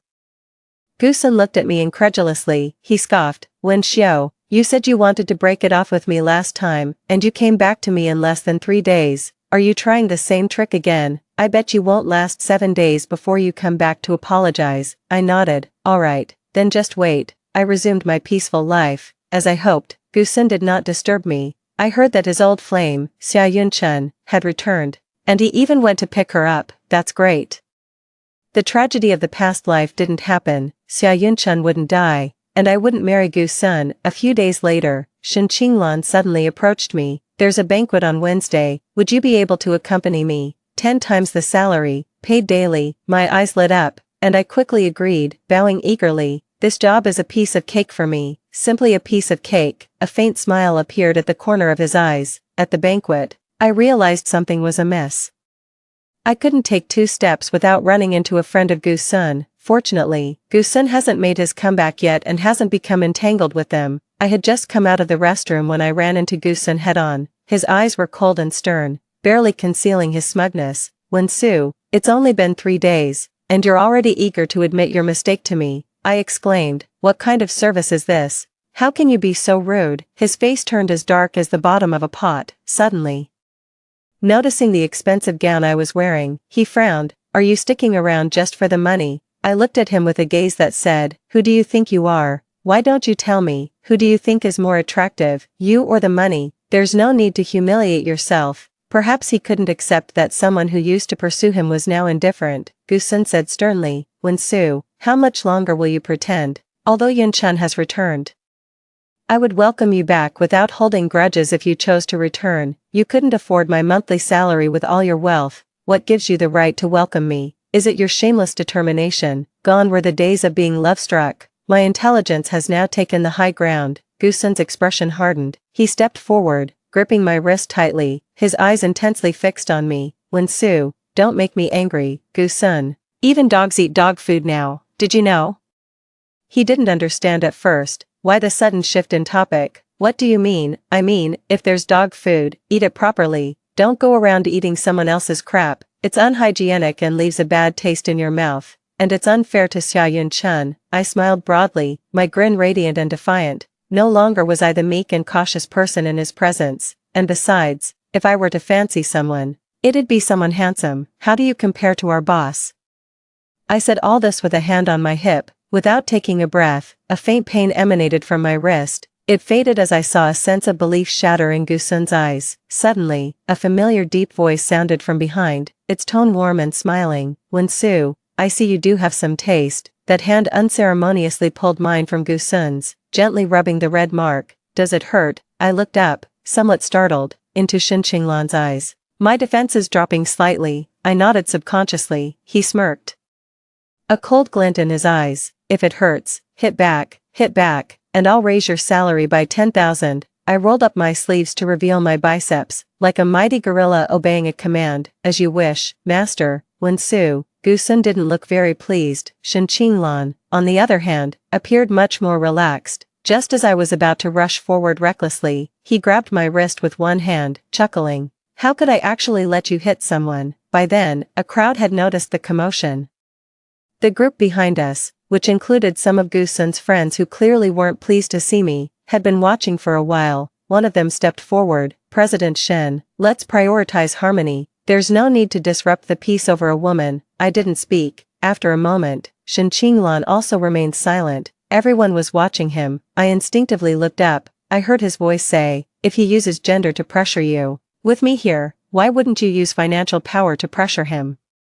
In my past life, a donkey must have kicked my brain with a whirlwind triple kick for me to have resigned. "Right, President Shen, this is unnecessary." His gaze made me extremely uncomfortable. I suddenly remembered this man's character. Back when I was with Gusun in my past life, he often made inappropriate jokes about me. After I got angry, he would just smirk and raise an eyebrow. "It's just a joke. Why are you so uptight?" Gusun typed a message for me to read. "Stop making a fuss. If you don't want to stay, just leave." In front of his girlfriend, I deliberately raised a smile and said, "You know, he has a mole with hair on his left chest. I saw a bunch of his nude videos online recently." All eyes in the room turned to me. "That guy has a girlfriend. How do I know such private details?" In my previous life, I overheard them discussing it during a brothers' gathering with Gusun, and moreover, this guy is unfaithful in relationships. The woman next to him turned pale with rage and slapped him across the face. "You scumbag." I then looked at a few others in the crowd. "Oh, and you, cheating on your brother with his girlfriend, and you, it seems like you secretly collaborated with your brother's rival, causing your brother to lose billions." They were stunned. "No, how does this woman know everything?" They were afraid I'd say even more. "Mr. Shen, please, do me a favor and stop her from continuing, will you?" Shin Qinglan laughed boldly and unrestrainedly. "In Beijing North, my Shin family reigns supreme. How much is your face worth? Should I swipe my card and pay you enough?" The room fell dead silent. That group of Gusun's friends from the previous life, all simultaneously cursed in their hearts. Why did he have to provoke that couple? Shin Qinglan really helped me out this time. Not only did he help me counter Gusun, but he also helped me regain my dignity in front of Gusun's future friends. With Shin Qinglan around, Gusun might not be able to rise again like he did in the previous life. I was satisfied, and after returning, I bowed to Shin Qinglan. "Boss, I will never forget your great kindness and life-saving grace. He coughed lightly, his face blushing slightly. Cough. If you want to dedicate your life in return, I wouldn't mind. Meanwhile, I completed my sentence. I'll be your servant in the next life. He frowned. Why not in this lifetime? I calmly replied, because I owe a great debt. Are you unhappy? Should I kneel and kowtow 3 times to offer you my highest sincerity? That won't be necessary. Gusun has his pride. After that incident, he calmed down for a while. I happily worked at the company. Where previously Shen Qinglan said that slapping someone would increase my salary by 10,000, although I didn't get to slap anyone, he indeed gave me a raise, he said. Consider it a reward for hearing all that gossip. As expected, without my help, and with Shen Qinglan's interference, many in the capital were wary of collaborating with Gusun. His fledgling company was in jeopardy. And I just heard that Xia Yunchun had left him. Gusun fell into a slump and didn't contact me, however. I received a call from Gusun's father. Su, why haven't you visited recently? Your aunt and I have been talking about you every day at home. Your aunt misses you so much she can't sleep well. She's been sick and bedridden lately, often calling your name in the middle of the night. The moment I received the call, my heart was slightly moved. In my previous life, his parents were enough reason for me to stay with Gusun. His parents were very kind to me. Every time they saw Gusun being indifferent to me, they took turns scolding him, until later, when he became mute after being stimulated, his parents couldn't bear to scold him anymore. I clenched my fist tightly, my eyes moistening. In a hoarse voice, I said, Uncle, I'll visit you after I finish my work in a couple of days. Please take good care of your health. All right. Hearing the happy laughter on the other end, I quietly asked, Uncle, Gusun isn't at home, right? There was a second of silence on the line. He's not here. That rascal wouldn't dare to come. Su, just come over. Your uncle and aunt will always support you. Relieved by the confirmation, I finally breathed a sigh of relief. I don't want to see Gusun, nor do I want any contact with him. However, Gusun's parents were very kind to me in the past, and now his aunt is ill. If I don't visit, it would seem ungrateful. Lately, I've been thinking about becoming independent. Originally, following Gusun allowed me to learn a lot and come into contact with many things. I can confidently say that my business skills are solid. I had discussed this earlier with Shen Qinglan, who smiled and said, Wen Su, from the start, I knew your potential wasn't limited to just this. After being busy for a couple of days, I took the opportunity to visit Gusun's home on Saturday. I had almost forgotten where they lived before Gusun became successful. All I remembered was that later on, Gusun had moved them into the biggest and best villa. I entered carrying many gifts. His uncle greeted me with a smile and made light-hearted jokes. Everything was the same as in the past, and they were as warm as ever. After chatting for a while, I helped his aunt back to her room to rest. With tears in her eyes, she said, Su, you are so kind and virtuous. If only our son could marry someone like you. I didn't respond. Being called virtuous wasn't necessarily a compliment. After tidying up, I was about to say goodbye and head home when his aunt suddenly grabbed my hand. Su, could you help me find a necklace in the room next to Sun's? I nodded, but missed the guilt flashing in her eyes. I entered that room and quickly found the necklace she mentioned in the cabinet. Just as I was about to stand up, I heard a noise behind me. I turned around quickly, only to see the door was firmly shut, and a growing unease began to swell within me. I tentatively asked, Uncle, Aunt, could you open the door for me? From outside, his aunt's voice came, Su, you and Sun have a misunderstanding that needs to be resolved. Don't blame your aunt. I just want you two to make things right. My heart felt like it had suddenly plummeted from a great height. The anxiety I felt was now confirmed. Su, don't bother trying to leave. This room was modified by your uncle and it's not easy to open by most people. At that moment, I didn't know how to feel. I felt as though my body was sinking into an icy lake, continuously falling deeper. I took out my phone, and as expected, there was no signal. She wasn't sick. This was a setup. They even prepared this room knowing that I would come to fetch something for them. They went to great lengths to lock me in here. Without hearing my response, my uncle also spoke. Su, don't worry, we don't mean to harm you. Sun will be back soon. And you can have a good talk. Alright. I had no room to refuse. When Gusun returned, I was sitting on a chair inside the room, expressionless, staring at the door until I heard noises outside. The door was suddenly opened from the outside, revealing Gusun's face. He rushed in and hugged me tightly, breathing heavily. Su, you still care about me, right? My parents lied to you saying I had a car accident, and you came running without a second thought. If it really came to that, you'd still be by my side. I let him hold me, motionless, after a while. He still hadn't let go. I gave a forced, sarcastic smile. Gusun, are you despicable? He stiffened. A good horse doesn't eat the grass behind it, much less a patch of grass that's rotten from the root. Your parents imprisoning me is illegal. Do you know that? I asserted firmly. He opened his mouth, speechless. You know, I continued. And you know that the reason they tricked me here, pretending you were sick, was a lie, yet you pretend not to know. As if that would absolve you from any involvement. I shouldn't have harbored any illusions about your parents. Your whole family is just as rotten. His aura turned cold and harsh. He gripped my chin tightly, forcing me to look up at him. When Sue, don't repeatedly test my limits. Didn't you used to adore me the most? That was before I understood, I replied. Before, I didn't appreciate your feelings, but now I do. I realized that the person I liked was not the imaginary Xiaoyun-chun, but the real you by my side. Can we start over? I know last time Shen Qinglan pretended to be your boyfriend, and you two weren't really dating. If it were my past life, before I had made up my mind to sign the divorce papers, this statement would have moved me immensely, but some words, when spoken too late, become meaningless. I threw his own words from his past life back at him. Gusun, stop pretending. Xiaoyun-chun was such a good girl, and you ruined it. How could you be so useless?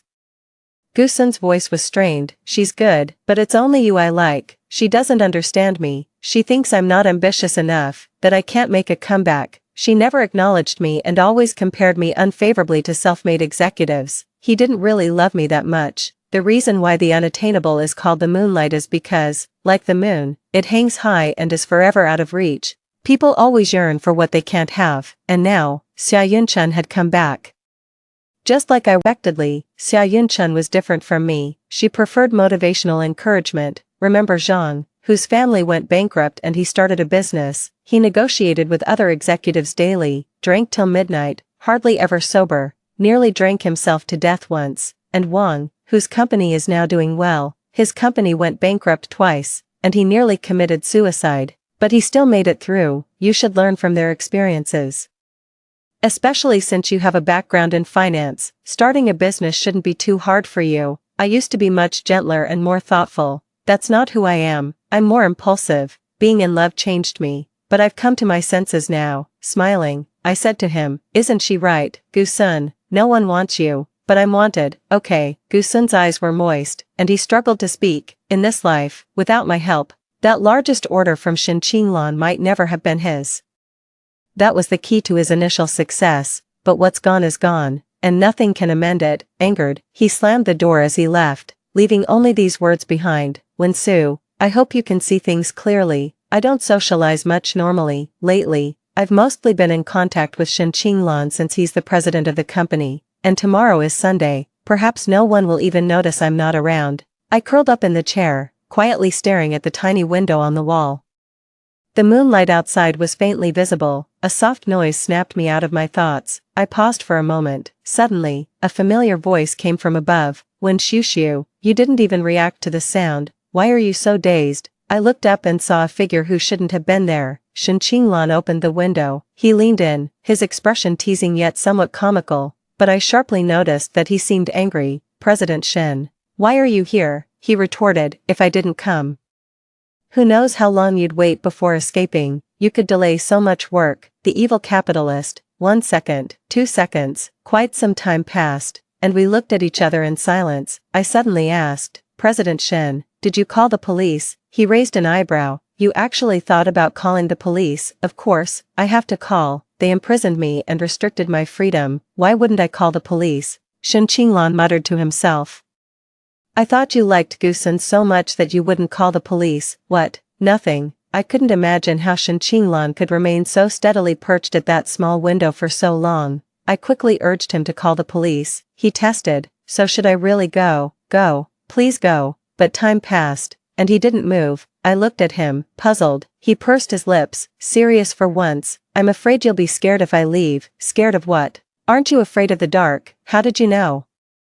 I am afraid of the dark. But I had spent so much time with Gusun in my previous life. He would say to me, what's there to be afraid of in the dark? Can't you stop being so melodramatic? So, melodrama it was. Later, I forced myself not to be afraid. Gradually, it seemed I really wasn't that scared anymore. I stared at him intently, but he dared not meet my gaze. Gusun seemed to hear some noise inside the house.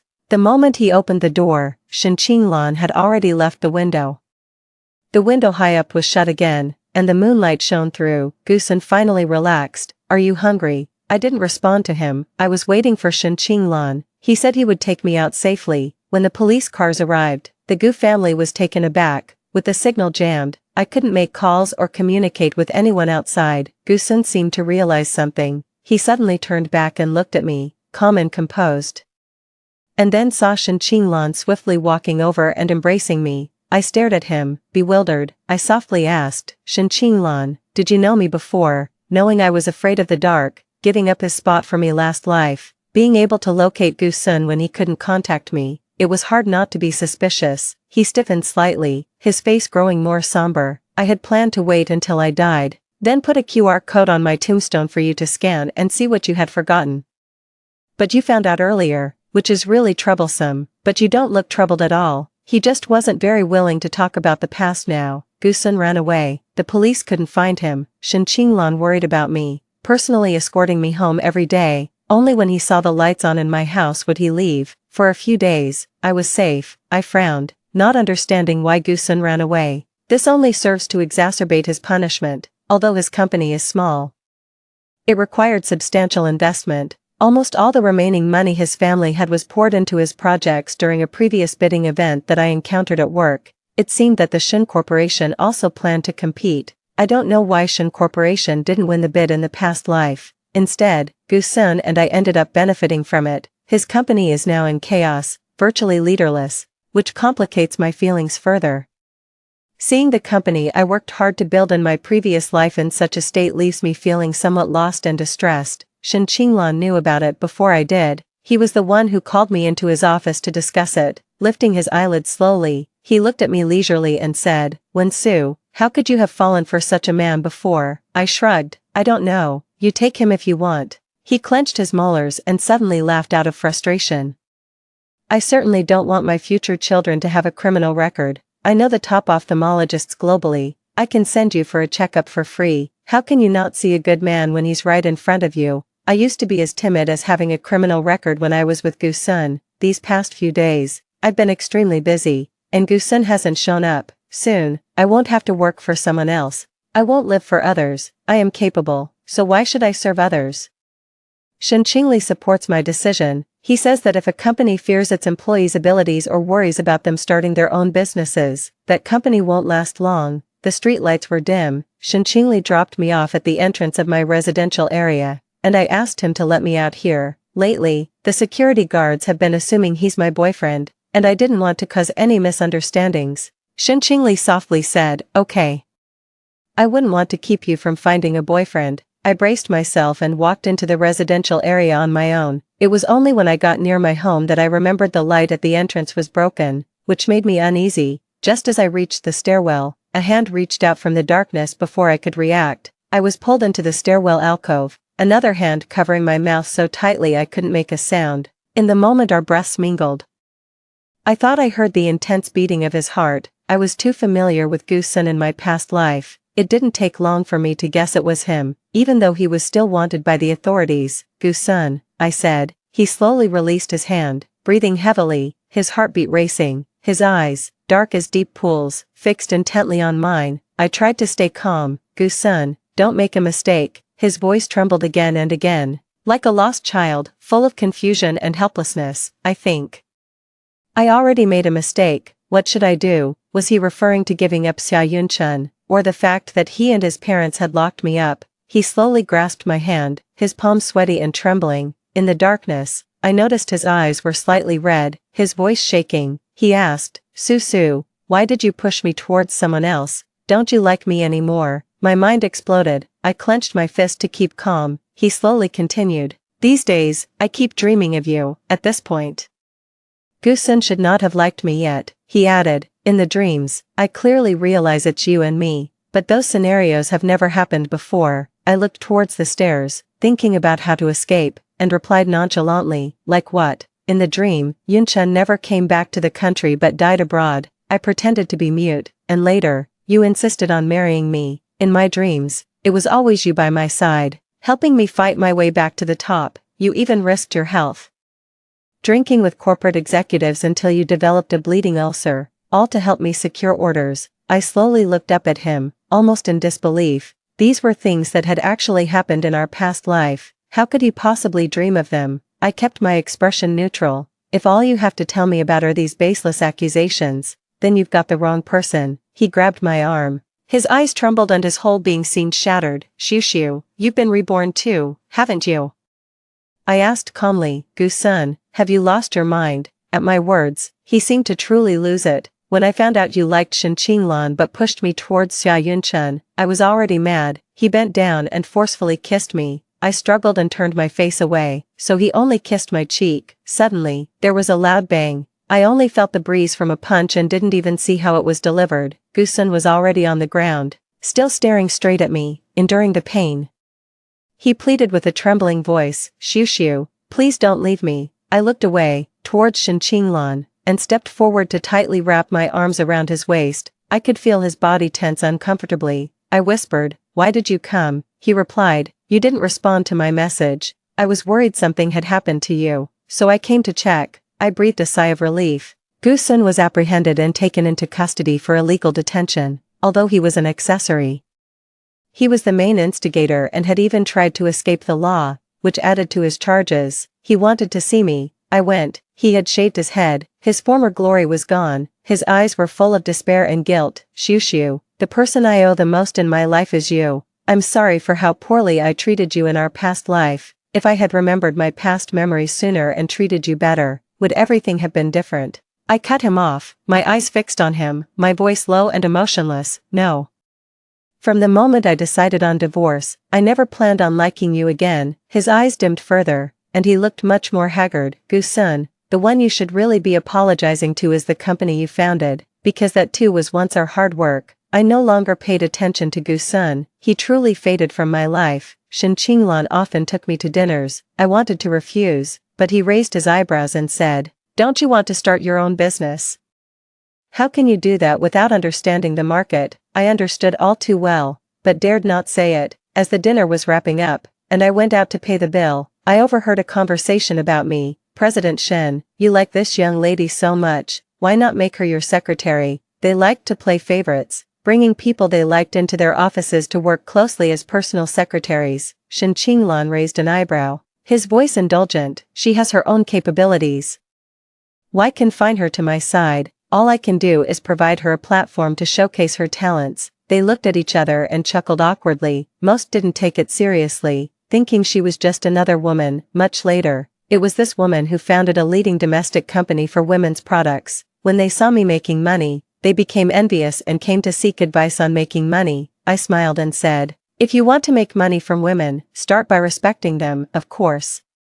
That was a story for another time. I clenched the fabric of my coat tightly outside the door. When leaving, Shen Qinglan, as usual, walked me to my doorstep, but I didn't get out of the car. I turned, my gaze intense, staring at him. Shen Qinglan, you mentioned we had met before. Can you tell me about it? His dark lashes trembled slightly. You wouldn't want to know. Who knows what a fish enjoys if not another fish? Finally, he was willing to talk. His entrepreneurial journey hadn't been smooth sailing. After his business failed, he didn't even have $5 to his name. Sitting at the entrance of a convenience store, I watched the sky. When I came out of the store, I mistook him for a homeless man and took the initiative to buy him some food and drink. It was just a simple gesture for me, hardly memorable, but he never forgot it. Later, when he saw me with Gu-sun, he willingly gave way. I pursed my lips.